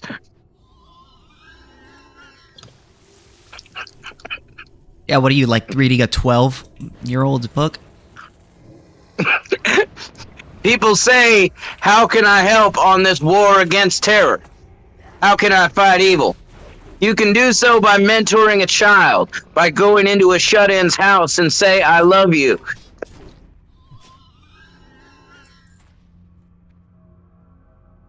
Well, I think if you say you're going to do something and don't do it, that's trustworthiness.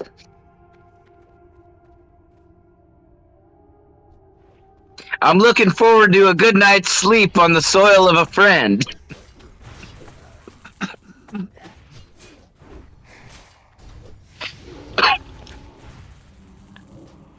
Are you guys like economy majors or like studied economy? Like I'm an economist. Informally. I mean, I am writing an economics informally book. Economist. I make economic YouTube videos. So I'm writing an economics book, and I've never taken an economics class. I've never taken an economics class, but I've read many books on it, and I've make YouTube videos about it. You said you have taken one, KingSithis. Huh? I was just kidding. I'm not an economist. Oh.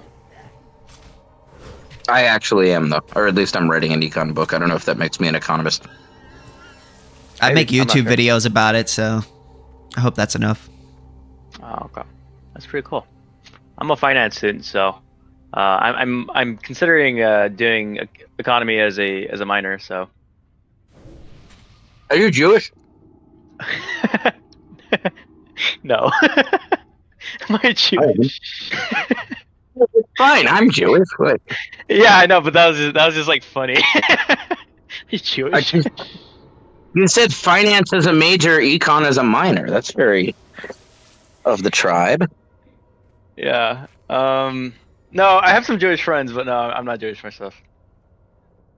Okay, I don't know why you just made me think of this, but sometimes when I'm out in public, especially with my son, we will like see a black guy somewhere, you know, behind the register at Mike's Subs or something.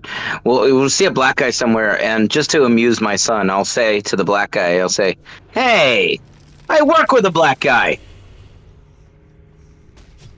and I enjoy seeing all the diverse reactions I get to that. And You tell the black guy that you work with a black guy? yeah, I'll say, "Hey, I work with a black guy." Like I've said nothing to him so far, but now I just tell him I work with a black guy. And one of them that I said this to at Firehouse Subs, he said, "Oh, for real?" Like he's impressed and skeptical that I work with a black guy.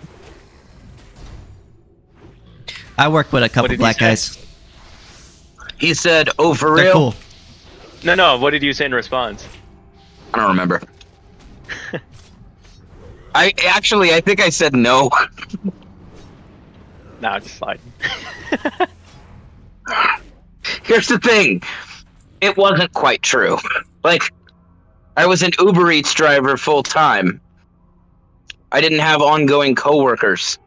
So it's not quite true to say I worked with a black guy. I just found it hilarious to say.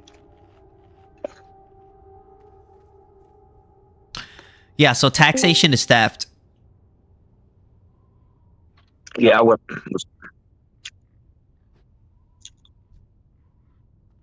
Also, IP is bad.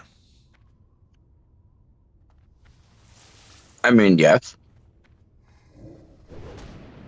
I don't know. Bush once said, "I'll be long gone before some smart person ever figures out what happened inside this Oval Office."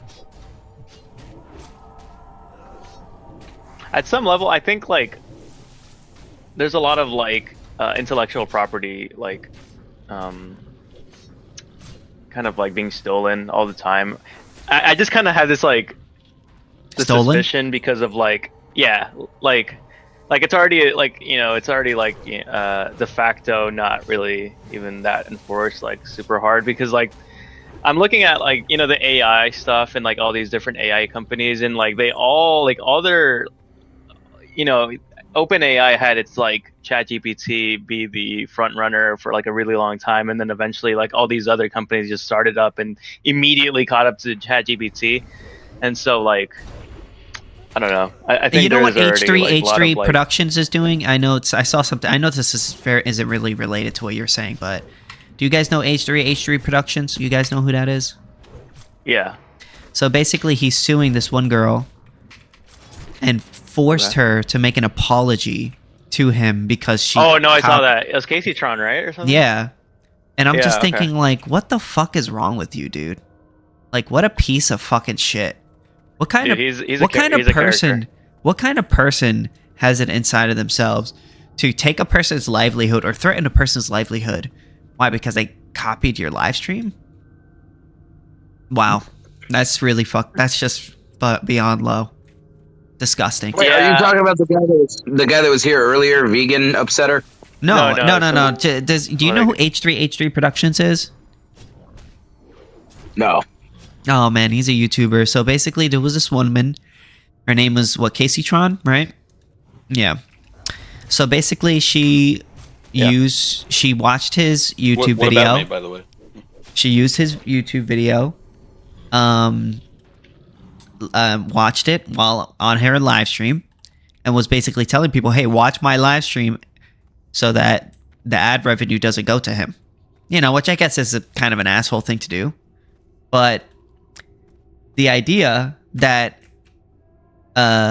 Ethan Klein has any right to steal any of her money, you know, because she did that is completely ridiculous. He took her to court, or is suing basically her, and saying that because she did that, that's copyright infringement, and is using it to basically take away or try to take away her livelihood, essentially. And yeah, she he's been said, involved in like a lot of lawsuits. And then now he basically said, hey, to settle with me, you have to make an apology or some shit like that, right? And she had to go on her YouTube channel and make an apology, saying, "Oh, I understand the importance of intellectual property rights and things like that, and and I only called you a misogynist to cover the fact that I stole his like." And I'm just thinking, like, what kind of evil son of a bitch does something like that? You know, threaten a person's livelihood. It's kind of ironic because he actually very recently, like in the last year or so, he lost a major lawsuit against this like billionaire, and basically like the reason why is because this billionaire, or I don't even know if he's a billionaire, but he's like a millionaire, like CEO, like of a big company, and he was getting defamed by H3H3. Like H3H3, he did like a bunch of videos just like, you know, calling him a piece of shit and like, I don't know, just like doing all these accusations against this like very public CEO guy, and the CEO guy basically made like, okay, this is like libel, and you know, this is causing like financial you know, damage, you know, X, Y, and Z, and he actually won. He won in court, and like part of the like, I guess, conclusion of it, or like the sentencing or whatever, but the judge imposed, was that like H3H3 had to do a public apology, and so that's exactly what he did. H3H3 went on his podcast and he made a public apology to that CEO that he lost the case to, and it was pretty funny because like, that's, you know, bullshit all too. these years like attacking him. I think the idea of defamation is bullshit. So that's probably where he got the idea from. Yeah. I was just going to do a Sithis-style blurting saying that, you know, abolish all laws against defamation, libel, and slander. Yeah, absolutely. Come on, like, if you I realize have, that it shouldn't be considered a tort either. It's not aggression. you guys don't think really that's kind of like, come on, we gotta have like some like, What right? You don't Reputation is own not your property. reputation. You don't have a right to your reputation. Exactly, it's free speech. Free speech. I'm not infringing on anything you own by talking shit, no matter how much it might damage your reputation. yeah, but like it causes actual like consequences though. Like if Right, there's no like matter- a major outlet or like, you know, whatever big, you know, public thing. Somebody murders you. Even if somebody murders you as a result of my quote-unquote slander or something, I'm still not responsible for it. I'm still not liable for it. I didn't commit the murder, and I didn't pay them to do it either. It's just free speech. Wait, what about incitements to violence? Like imagine like a big journalist and they're like, okay, let's kill this guy now, kill this guy, he lives in this place, kill him now. Like, isn't that I think that should also be allowed. The only version I think, dude, that's so nuts though. Come on, what?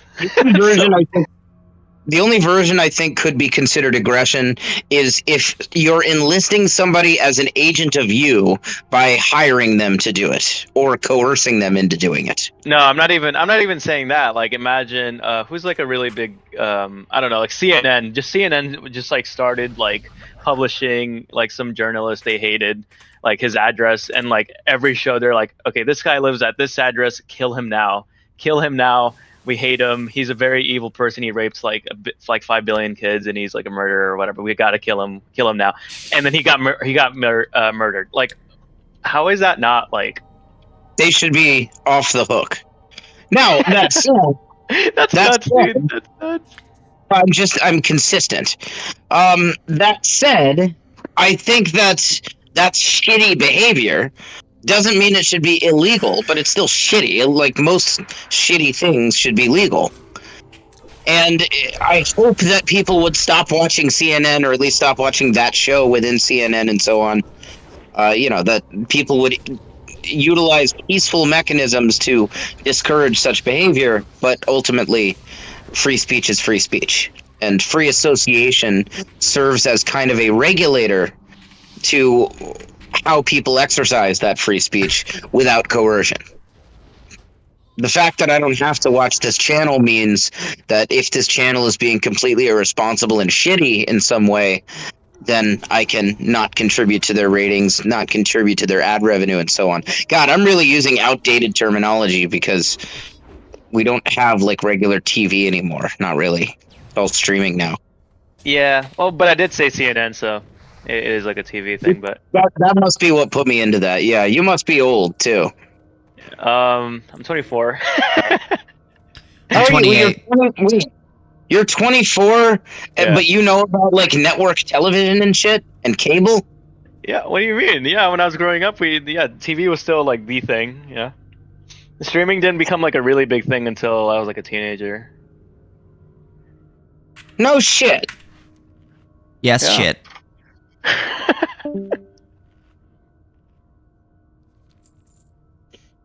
I don't watch TV though. Like I don't even have a television. But I have paid for cable as an adult.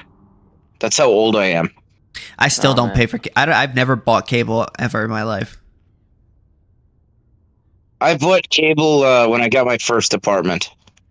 Honestly, when I got my first apartment, I was ridiculously reckless with how I spent money. I had like drug money. I had really good drug money at the time, so Good drug I money, would huh? do superfluous shit like paying hundreds of dollars a month for cable. I was hoping more people would join, but at least we got a little bit out of. We got some good content tonight. I think. I was gonna say, we've largely had a higher quality of joiners, attendees, than we usually get in the politics server. Yeah, I think today, we did pretty good, and I think now that I know I can how to mute people, I could just, as opposed to just kicking people, I could just mute them. Then. yeah, this server definitely leans heavily into the like religion/philosophy, but really religion thing. Like it's a politics and religion server, but it's like people only ever really want to talk about religion. I've not had that experience in this server. I'm not religious, so. Yeah, I don't know. I've tried like having like politics, like rooms, political rooms, or like getting into political rooms, but they're never really popular. But if it's like something about Islam, or like the Trinity, or like I don't know, some like controversial theological topic, it gets like super popular pretty quick. But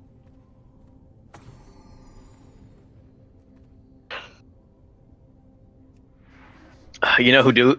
You guys know Destiny? Yes.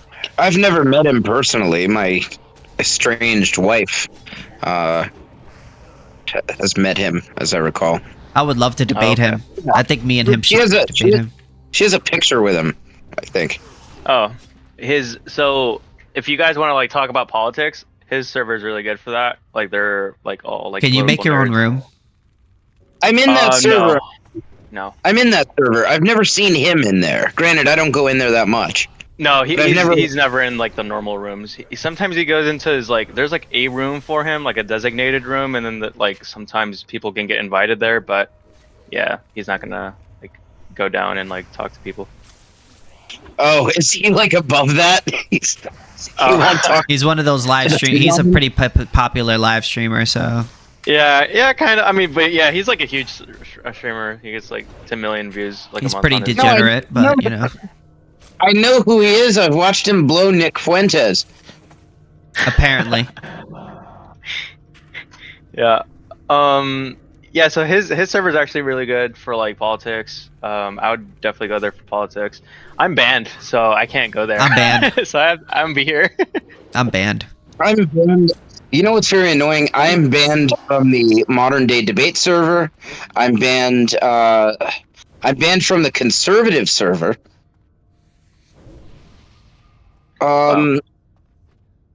Bunch of others that aren't as big, and I don't even remember them. Why'd you get banned, KingSithis, from Destiny, the Destiny Discord? Because I lowered someone's volume, and then when they asked me why, I told them I don't give a fuck because he was interrupting me. And they said, "Oh, you don't give a fuck?" And then they kicked me out. And then I joined in again, and then they were like, "Oh, you're ban-abating." I called a moderator a retard, and then I got banned permanently for it. Yeah. It always makes me uncomfortable when I'm like in a VC and then a server mod joins. Yeah, it's like a cop, dude.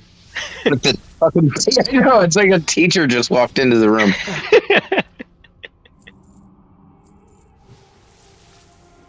Yeah. Fucking moderators, man. It feels so good to play games on my PC because I just like reset up all the wires and everything to make it more like out of my way, and everything's nice and clean. And I just realized, I think it's completely legal to like just walk up to cops and fart on them. why would it be illegal? Maybe. Yeah. I don't see why not. Of course, they do have some go-to laws that are just like very vague and all-encompassing to give them total discretion to arrest whoever they want, like disorderly conduct. Yeah. Well, I've seen like law students or whatever like try to like provoke police officers, and then police officers arrest them but unjustly, and then they like, you know, file a lawsuit and they win because like it was an improper arrest or something like that. I've seen that happen, so I don't think it's like fully out of the question there, but the realm of possibility. How much do they generally make doing that? I have no clue. Okay. I think that's like very like tedious. Like I don't know. I would never think about doing that. But well, if the payoff is $20, I'm not going to do it. But if the payoff is, you know, $200,000, then sign me up today. Yeah. Well, it probably depends on like how egregious like the conduct was. Like if they like slam you into the ground and start like slamming, you know, they like injure you like in a very like serious way, maybe, yeah, you'll probably get compensated more. So it's probably, oh my god, I have an idea. Okay, so cops themselves have qualified immunity, and it's in exceptionally rare circumstances that a cop is themselves like prosecuted for conduct in the performance of their job. Like even if they beat the fucking shit out of you, which they've done that to me. They beat me to a pulp while I was in handcuffs for about 15 minutes. It's very rare that cops themselves get in any real trouble other than maybe, you know, losing their jobs, if even that, for what they do in their jobs. So I just had an idea. I get a friend to become a cop. And then I have the friend like on video as a cop. It's like prearranged. I have him beat the living shit out of me with absolutely no provocation beyond like, you know, I said fuck the police to him or something. Like he's totally not allowed to do this kind of scenario. And then you sue him, or you sue the police department? I sue the department and we split the money. I get the lion's share because I'm the one who got an ass beating. He just lost a job that he only took for the purpose of this lawsuit. Granted, he has to go to police academy and stuff, so actually maybe he gets the lion's share. Yeah. Maybe. I have man, that must have happened at least once. There's no way. I've had a similar idea. I am Jewish. I've had a similar idea with like Walmart. That's much easier. Where like you just get a friend to work at Walmart and then just like knock over a jar or something and walk away without putting a wet floor sign. And then you just, you know, go like they have a little button in their pocket or something that signals you that you go now. And then so you go and you slip backwards and, you know, you hit your back and you scream in searing pain and oh my gosh. An ambulance comes and stuff. And in theory, I don't know how true this is, but in theory, Walmarts keep $20,000 on hand to pay people out for their signature. So that they're not hold the Walmart liable. Like, we'll give you 20 grand right now if this doesn't go any further. If you like fall and get hurt under certain circumstances in a Walmart. Hello, I don't know. could CD Raon? Hello. Did you say that? Did somebody join the chat whose name is CP? No. CD. It's Oh, it's a gamer like tag that I had. It's a Like gamer tag I Costa. had years ago because I fucked up and it was meant to be dragon, but like I don't know, I'm dyslexic or something. I don't fucking know. Sea Dragon? So it's just been, yeah. It's Okay, 'cause got back in the you. day, you know League, League of Legends, right? Back in the Who's day, that? it's a video game, right? You Mhm. had to I you do had to know. pay I'm to aware. I change your never name. played it So though. when I fucked up, when you're like 12, you're like, I don't want to pay more money. Let's change my name again. So this has just been it for fucking 15 years or something. Hey. Hey, So you you gotta both do what you gotta ANCAP? do. Yeah, we're I'm both ANCAP. assuming. Wild statement. So when you look at anarcho-capitalism, is your view completely to get rid of the state or to allow some state institutions in order to kind of keep capitalism in check? Abolish. Completely get rid of the state. Do you Abolish. not indirectly create states anyway, right? So corporations become the new state. Corporations wouldn't even exist. That is, corporations are a creation of the state. What I True. mean by that is that being a corporation, as opposed to simply a company, is a legal designation poofed artificially into the law by the state, such that this fictitious entity is granted artificial personhood, allowing owners to subvert tort liability. So I guess from a company perspective, right? I guess I would make the claim that companies seem to become then the new state. You almost get something more akin to a feudalist or mercantilist society, rather than you get sort of the checks and balances of the state. And my personal belief would be that the state and companies work in tandem to keep themselves in checks and balances. Whether one It's is more overgrown along- or reach a different question, right? But that's the design of them. I mean, that's the theory anyway. I think in practice, the state works for the highest bidding companies. It's the means by which they can keep themselves unchecked. That is, it's the means by which giant mega corporations can, for instance, impose onerous regulatory costs on their smaller competitors. And they can patent inventions, they can patent devices and drugs and so on, and have artificial monopolies. They can, pass laws that protect their market share, partnership for a drug-free America kind of shit. They can get giant government contracts to produce, things for a war that wouldn't have otherwise happened. They So can. I agree that there's problems, right? But these aren't problems inherently with the state. It's how the state has developed under sort of, I'd say, scarcity in a capitalism, right? I'm not an anti-capitalist by any march. But my problem with sort of anarcho-capitalism as a whole is I think you are just replacing one state for an unelected state, because effectively, as an individual, you need certain necessities to live. If these aren't able to be provided to you in a fair open market, it leads to exploitation, where a company's primary goal is profit, right? I think in order to have a fair and open market, you need there to not be a state. If there is a state, it won't be a fair and open market. It'll be a cronyist market. You say that this is how the state has turned out and not inherent to the state.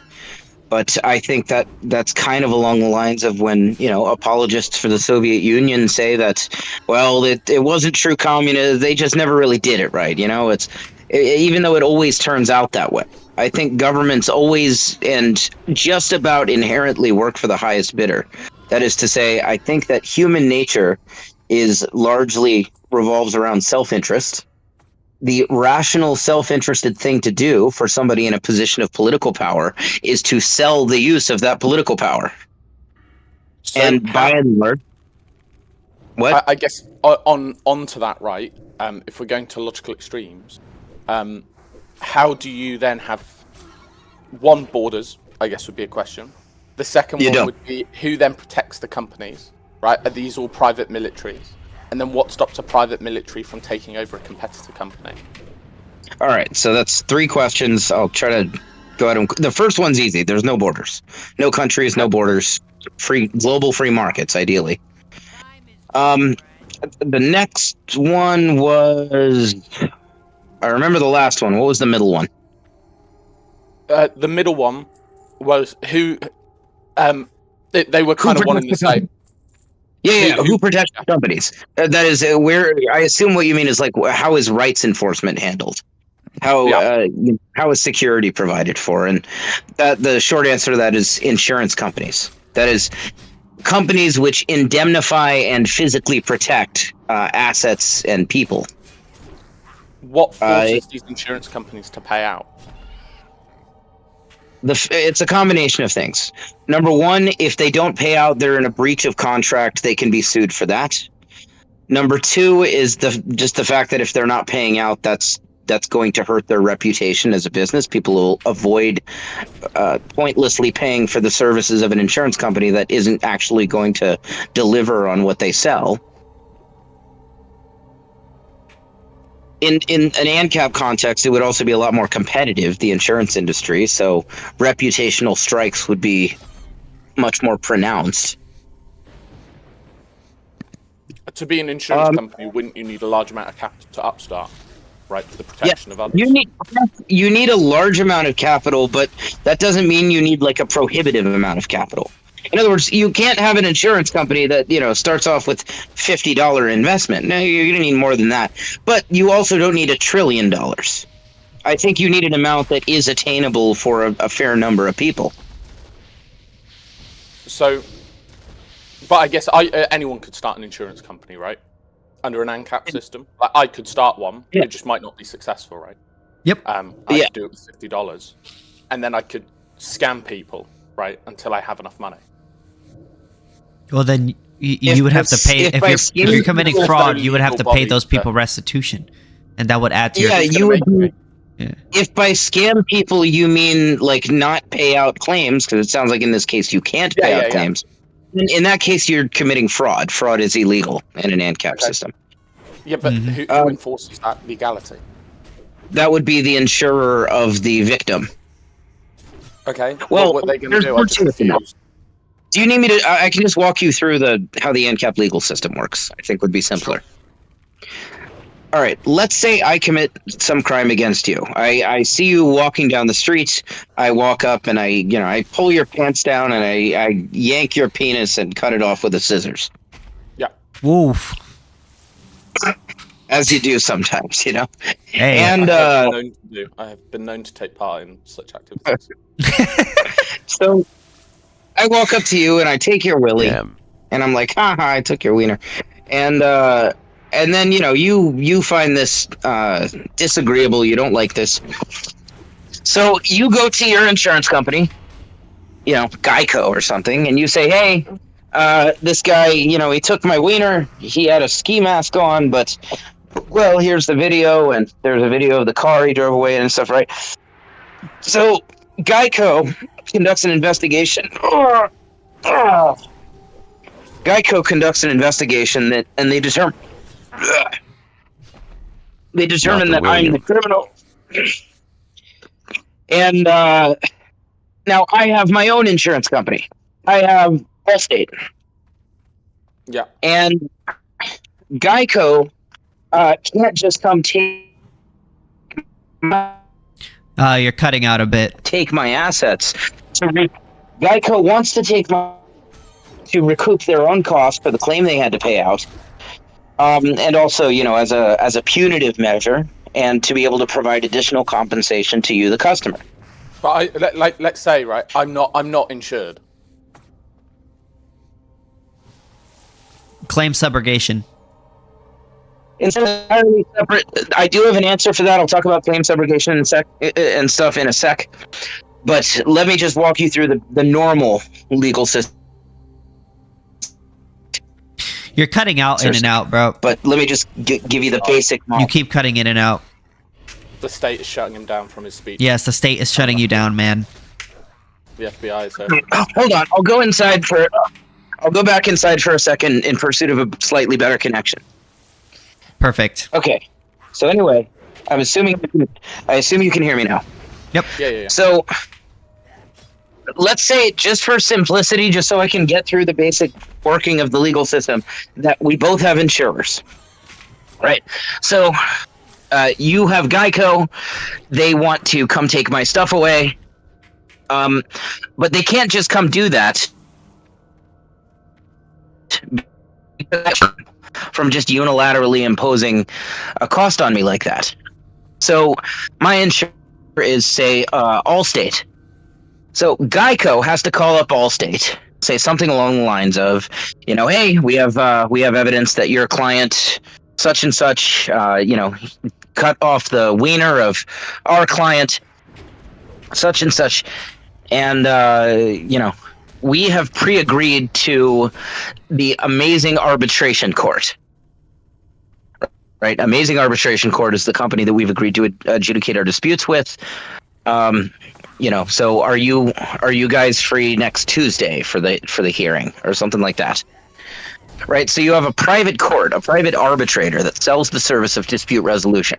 This is already the model that insurance companies use today. Modern insurance companies, they don't use government courts, at least not when they're allowed not to. They do constantly have disputes. Sometimes they're able to work it out between themselves using their... Cutting off again. Cutter's estate is shutting you down.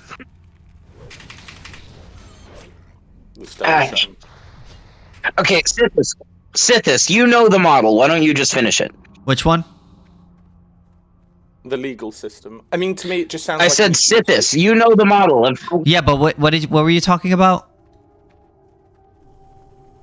I was explaining the basic mechanisms of claim subrogation of an ANCAP legal system. Yeah, just okay. So basically, no. I mean, I was going to get there afterward. Oh, so basically, there's two insurance. What you could do is, if you don't have any money, is you could go to an insurance company up front, and then they could take you on over, and they can look over your case. And if they feel that they can extract, restitution from.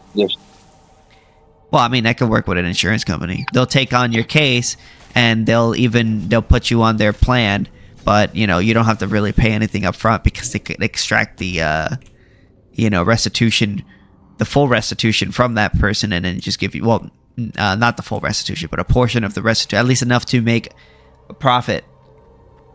They may take more than usual, but they would still make it. And that would also work with claim subrogation, which is essentially the idea that if somebody violates your rights and like a lawyer or a firm, a group of people who can represent you, you could go up to them and, hey, take a portion of my restitution. And they actually have something like this in real life. So like with injury law firms, if you have an accident and you have evidence that they, violated your rights under the current law, then what you could do is they'll actually take your case for free and just take a portion of the money, because if they know you'll get paid like millions of dollars. But then what happens if no one wants to take my claim because they're not sure, right? And it's going to cost money. Opposition has the guy who cut my wiener off, right? Has significantly more capital. Well, it isn't about capital; it's about evidence in a court system.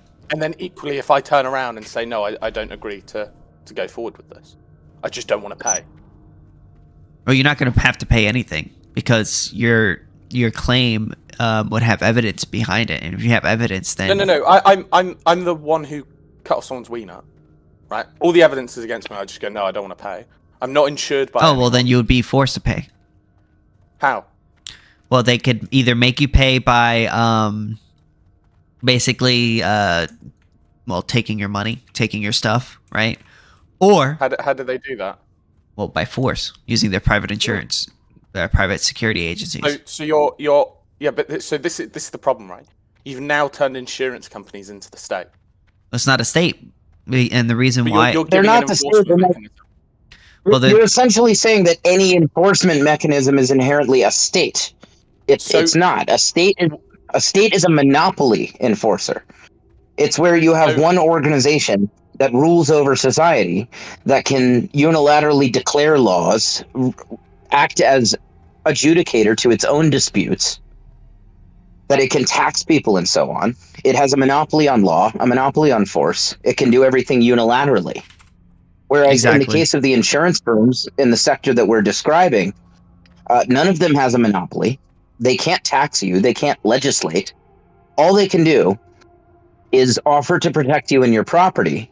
And then in the event of a dispute, they and the other one have equal say in who they're going to resolve the dispute with. That is, who's going to adjudicate the Then you're dispute. outsourcing the monopoly of violence to the insurance. I'm not going to be able to take on a private military, right? I'm pretty well trained with firearms, but I don't think I've got fucking hope in hell against some fucking like 400 Wagner troops or whatever, right? Right.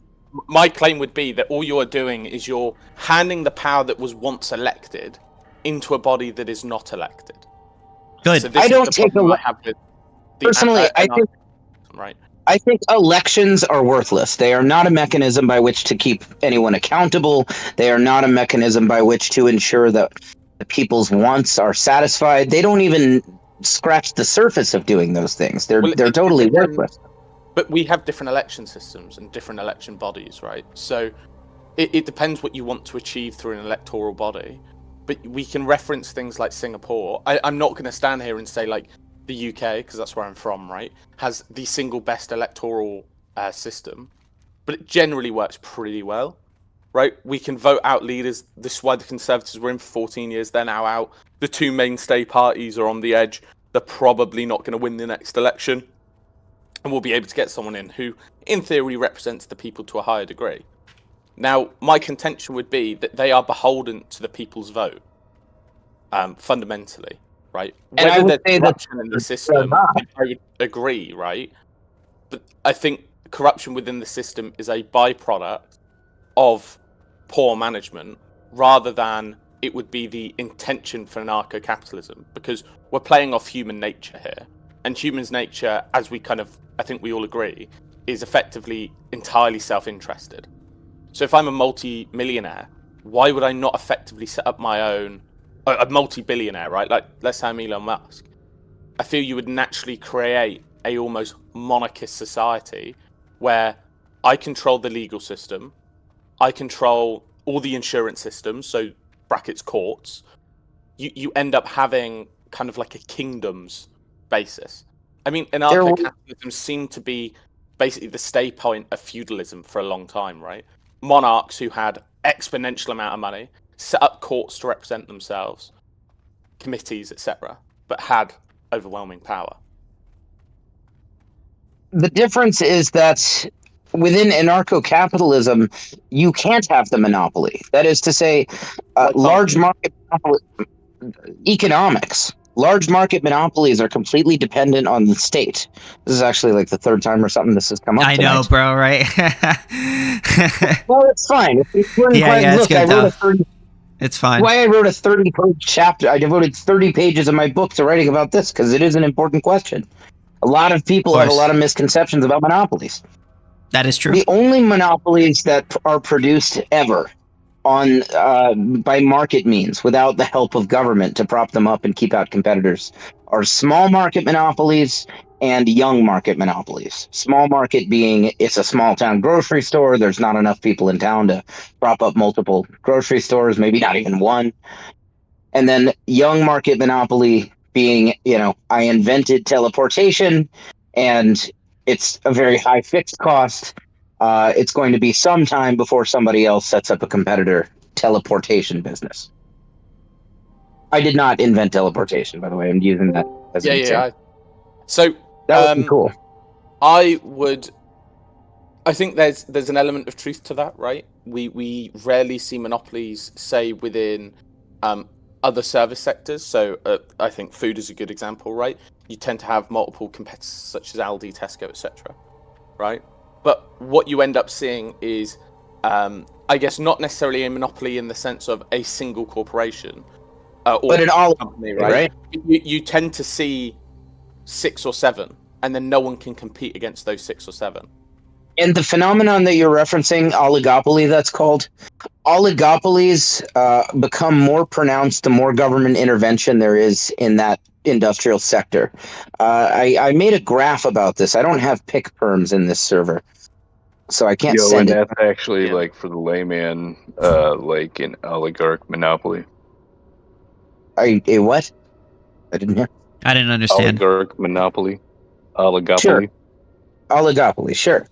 So anyway, generally speaking, the more government intervention you have in an industry, the more market share of that industry is concentrated to the top few players. Virtually, the less government intervention you have in an industry, the more dispersed the industry is, right? In very high intervention industries such as healthcare and cigarettes, you have top 4 players having 90 to 100% of the industry, whereas in much lower intervention industries such as restaurants and clothing and furniture and so on, you tend to have the CR4 in the single digits. That's industry concentration such that the top 4 players have between them a single digit amount of market share.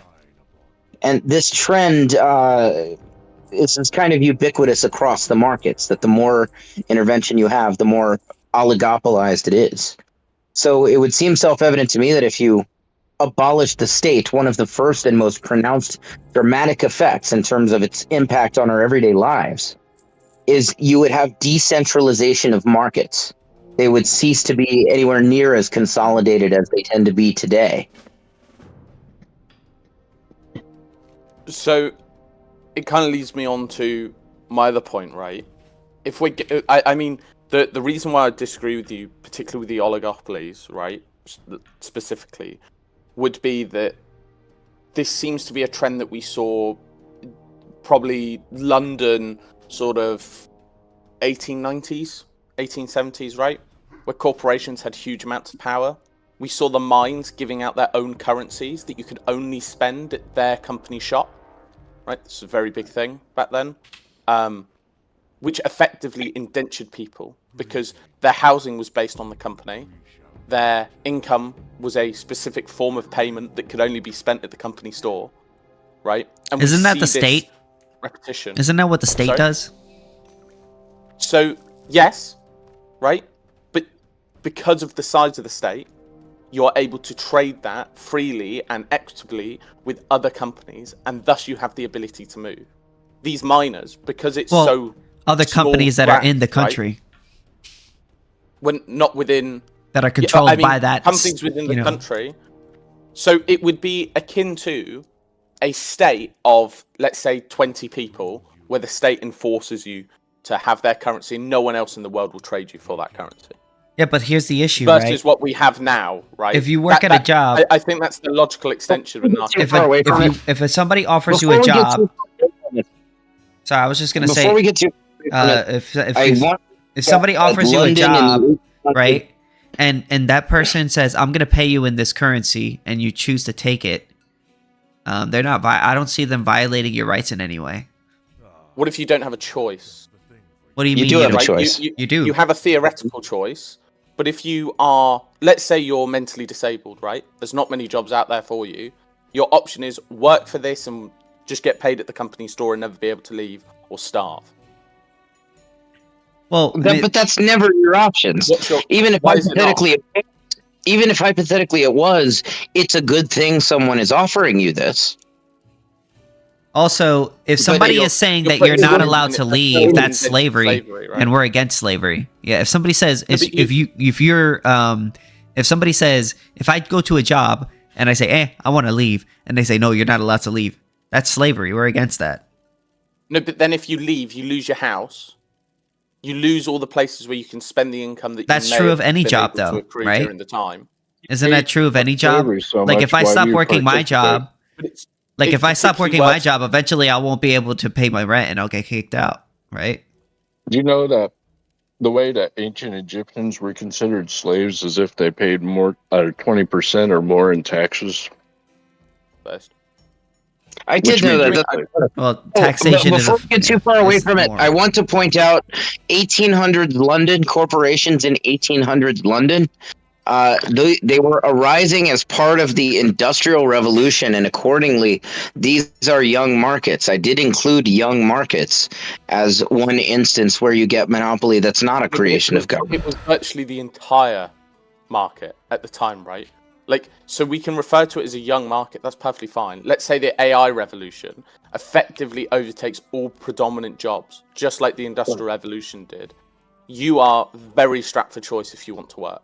I mean, these people didn't want to work in these coal mines for the rest of their lives, but they were put into a situation where they effectively had to. Yeah, that's probably They what wanted they to support got their dicked family. on that tax for Well, tea. You know what I mean? they did. They weren't. They didn't have to. They just chose that option over the lesser Well, I bad guess option. the question is, what is your choice if the option is starve or do But this? that's Ancap not the milkman, option. are you Well, That's that a is a false choice. paradigm. Well, it's not, right? Because That that is a was a choice. reality at the time, right? Well, that This is a is why choice. people did it. That, So, I don't for think many instance- people chose, I'm going to go into the coal mines or I'm going to go sweep chimneys. Well, let me ask you a question. You're basically Well, saying that's that. You have no less options than our great, like, caveman I just want to respond to ancestors. this by using a hypothetical real Personally- quick. So basically, you're personally saying lived that off the land. hold on, taxation. Money. One sec. So You're let's say talking you're over a lot. let's say you're basically what you're saying is that if you are working a job and the alternative is you're going to starve, then that job is basically coercing you because you're going to die as if you don't take the job. Is that your claim? Living The off the employer- land is smart, though. Clarified, the because employer Hold on, let him is answer. Not you. You're the subject, employer might- you're a Sea slave to Dragon. the market. Let Sea Dragon talk, please. the employer isn't inherently Everybody's doing gonna talk, anything huh? wrong, right? So I would God agree love with you, these. but you've created a system that inherently indentures the worker. So basically, what you're saying is that because the worker, his other choice other than to working there is to starve, you're basically saying that that person is doing some sort of crime against that person because they're gonna die if they don't do the job. I'm not saying they're doing a crime against them, right? They're offering them a job, right, on fair terms. That's fine. But the byproduct of that is that individual can no longer leave that job. Well, if they're, without- what do you mean they're no longer allowed to leave the job? Are they forcing them to stay? So they might not be physically forcing them, right? But if your opportunity, it's kind of like in, I mean, we can look back at kingdoms. Wait, in let's history, right? just Feudalism. be very precise. If your option, no, I am hitting this, right? If your options were banishment, right, or you continue to work for the state, because that's effectively you're self-banishing yourself from the company. Wait, are we talking about a 90% of state people who or are a private banished would company die. now? No. But kingdoms were effectively as private companies. I would You had no. We were talking about private companies. We were So talking. if you got banished from a land, you would often die. It was seen as a Okay. death sentence. So Right? My claim is if you leave the company and you don't have another company to go to, that Okay. company's making you work, let's say, 60 hours a week because we've got no workers' rights legislation. Making and you you're work? just on enough money. Well, how do you think the current system survives, right? The only reason... I mean, are they and are they this- putting a this- gun to your this is a house? problem- this- Are they this is putting a gun problem to with your head state- and saying well, that we're gonna do X to you if you this do is not the work for problem with us? states, right? I Wait, can't wait, leave Ants, my wait, job. stop. Are they No one going is holding a gun to your head, but they are threatening you effectively. With in your what life. way? Let me explain why. Right, this Okay. is what I was trying to say. In right? what way are they If- threatening you? Even Vitamin or even with the Superman. current state, right? This is a problem with, in theory, capitalism as a No, whole. no. Listen, I cannot- how is that No, no, private no. company? I How am is that private explaining it. company You cannot cut me off threatening you? every 4 words, right? Okay. You cannot just keep cutting me off every 4 words, right? Similar with our state, if I stop working my job tomorrow, I will lose my house and I will be in a position where I may starve, right? Bar the welfare state that is there, right? Okay. If you have a system run by corporations, we both agree the primary aim of that corporation is to maximize their profit growth, right? Because we're claiming that the system is self-interested, right? Humans naturally are self-interested. Would you agree with that as a premise? Of course, but you're not. You get to the point where into I am, how they're right? threatening you. So what is happening is if you have an individual who doesn't have another company to go to, right? Their livelihood and survival is based on having an income. And you have a corporation Okay. that can effectively make sure that they have no savings, no capabilities to In save that up, situation- and minimize their opportunity to find other jobs. You are then creating a paradigm for that individual where you either work in order to gain food and shelter, or you leave that job. There may not be another job open for you, and you no longer have food or shelter. Effectively, you are trapping that individual into a situation where we both agree They either have to do the humans thing need or food die, and basically. shelter. They either have to do the job or die, essentially. Is that your claim? Yeah. Okay, so I got a quick hypothetical for you. So you're basically what you're saying is that if you are put in a situation where you either have to work or die, then the person who's offering you the job is kind of coercing you because you don't have a choice because you're going to die. So they might not be coercing you. It's just an outcome of the system. Okay, so let's say there's a weird disease hypothetically where you're going to die if you do not have sex with a woman.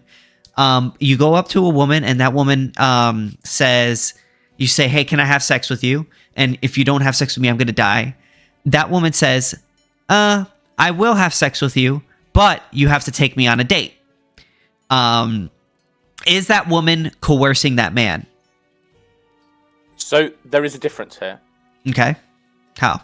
And okay, so the key difference is I'm not claiming that the woman is coercing the man. I'm saying that the disease, right, which is the system that is enabling this to happen, which would be the disease. How can a system force you? That would be nature. Yeah, that's just nature. Nature gives you the ultimate injunction of work or starve. Capitalism isn't doing that. Yeah, no person is doing that to you. That's the nature of the entire universe. But do we If want there to be were no beholden, human, all individual to natural law? Because I think that's a significantly more dangerous place as well. Rather than what we have at the minute, right? Because anarcho-capitalism is claiming, I assume from your guys' perspective, to be a better system than what we currently have. My argument would be that the current system, where actually I do seem to have this mobility to move between jobs. I work in the finance sector, right? I have the ability to work at Revolut like I do now. I could work at Monzo next week, blah, blah, blah. I'm in a very lucky position with my skill set, right? However, if I was in a situation where Revolut said, we are only going to pay you X, Y, and Z in this specific form, and we might try and block you from working at a competitor, I then get stuck there. Wait a minute. Why would you agree to that? You're eliminating the agency of the worker. You don't have to accept that job. In fact, in an anarcho-capitalist society, you would have far more options. Well, I don't know why I'd have far more options, right? So when I went to work at Revolut, the reason I initially got into finance at Revolut, by the way, not have the state oligopolizing markets. Therefore, you would have far more competition for your labor, for the work that you can provide. I don't think that's inherently true, right? The reason I started working at Revolut, for example, by the way, was I was 3 months before, like, being on the board of getting evicted from my property. I then applied, got really, really lucky. They wanted me, happy days. I joined Revolut, and now I'm financially stable, and now I can move. But at the time, I'm effectively hands tied. If I do not take this job, I lose my house. What's my option? Now, luckily, I like Revolut, and it's a good company. Well, you still have an option. Yeah, lose my house and be on the street. Yeah, but no one's making you. Nobody's making you take the great option to be. It may not. It may suck. Right? It may suck. Yeah, I'll give you that. Well, I probably would have went on universal credit. But nobody's coercing you in any way. No, I'm not saying anyone's coercing me. I'm saying that the system would be shit, right? You're not. I'm not saying yeah, but that's just reality. I'm not blaming the companies. Right, I'm not blaming. In an anarcho-capitalist system, I don't blame the companies. The companies are doing exactly what you would expect them to do within an anarcho-capitalist system. I'm saying that the anarcho-capitalist system would enable a bunch of both moral, ethical, and also almost state-like systems that would be anti-anarcho-capitalism, that would be worse than our current system. I think we've got a better system by allowing people to have effectively what is more freedoms, by having a check and balance on companies through the state. Government is no way, shape, or form a check and balance on companies. It's the exact opposite. It's not a shield for the people. Why do we have minimum wage laws? I couldn't find minimum wage laws were created to keep black people off the job market in the interest of minimum wage laws are compulsory unemployment. Minimum wage. Hold on. Minimum wage laws are compulsory unemployment. If I am an employer or employee, and the minimum wage is $8 an hour, and I want to work for $6, I'm okay with working for $6 an hour, and I go to a job and the job says here $6 an hour, and I say I'm okay with that, and the state comes in and says no, you're not allowed to do that. Well, then that's the state forcibly imposing its will upon two innocent people whom are agreeing to the terms of the contract. So yeah, that's the state violating those people's rights. The reason that is in place is because companies often try and undercut market forces, right? So one of the biggest problems with mass immigration to the UK is that it's allowing for undercutting of wages. But would you not agree? But would you not agree that That's if a the good state, it also that's a good thing. But would you not agree that if I'm agreeing to the contract that's $6 an hour, but the minimum wage is $8 an hour, and the state is coming in and forcibly imposing its will on that corporation and onto me and saying you're not allowed to work there anymore?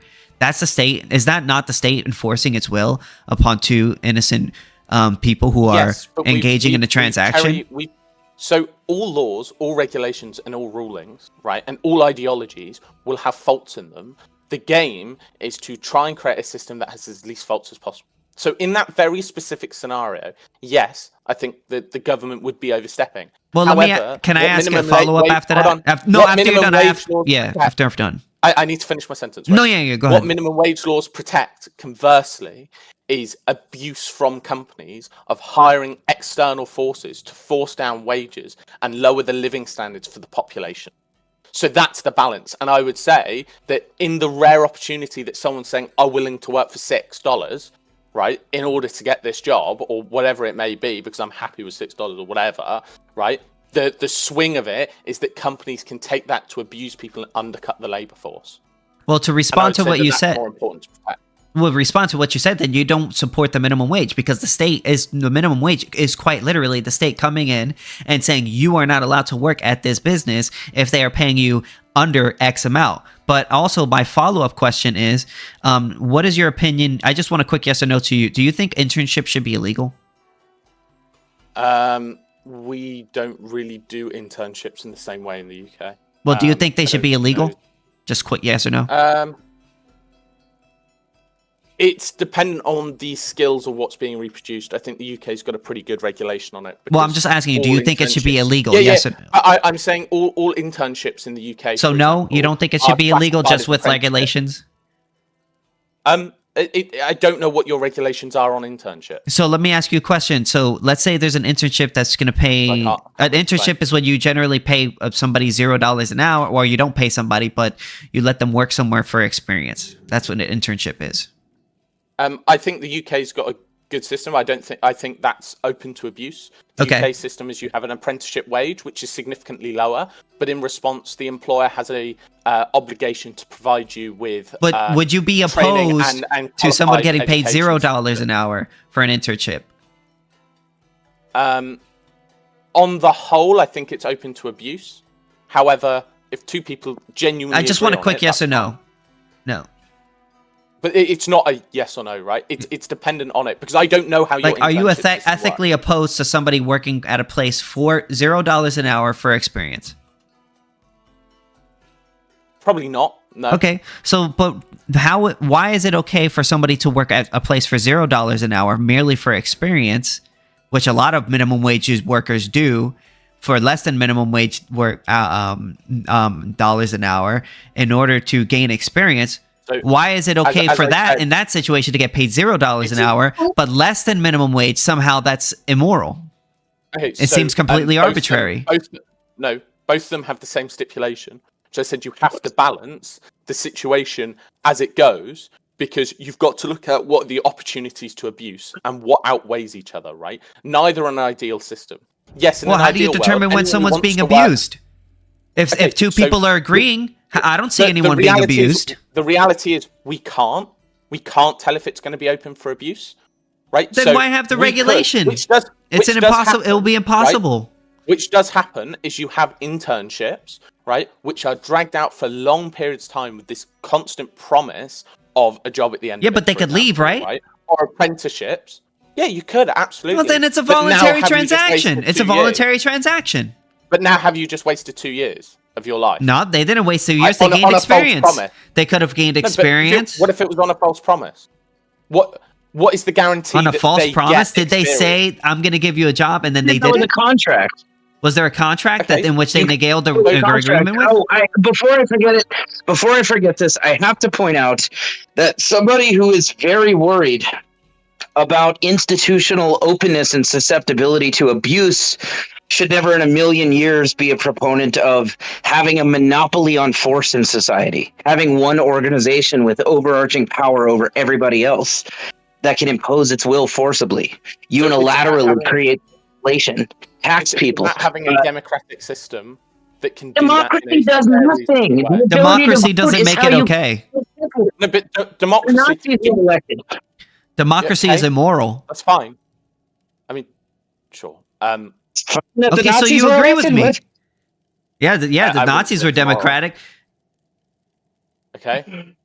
Fucking Kim Jong-un is democratic. Right? But a Nazi state could also rise within an Ancap one, right? You could have a company that refuses to hire Jews. No, that's not the point we're making. That's not the point.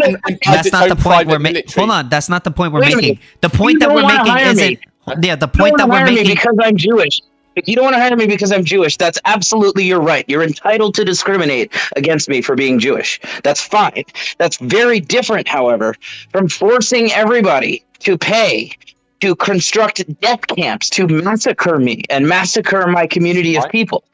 Yeah, the point that we're trying to make is I'm the richest man in the world. I hire my own private military to do this. Yeah, just because you prove Jews something democratically. Hold on, in the world is going to be in an anarcho-capitalist market where you have total decentralization of the markets because you have no artificial consolidation of the markets through the state. The largest military force is going to be a tiny pipsqueak compared to the overall markets. You can be the richest man in the world. You're still a very small fry in the scheme of things. Why is that? Elon Musk gets more money, has more money than the entire British Army. So you've got 270,000 armed forces personnel that Elon Musk could just hire, in theory. Why couldn't he do that? Even if he has do you not have the right to an Ancap society? Even if he has the biggest army, that biggest army is nowhere near as large as all of the other armies combined. But if I've got another army, why am I going to war? I don't care about the Jews. I care about my own profit lines.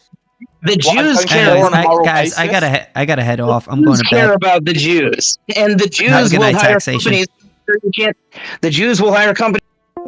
Guys, I gotta go to bed. I'm getting really tired. So hope you guys. I'll see.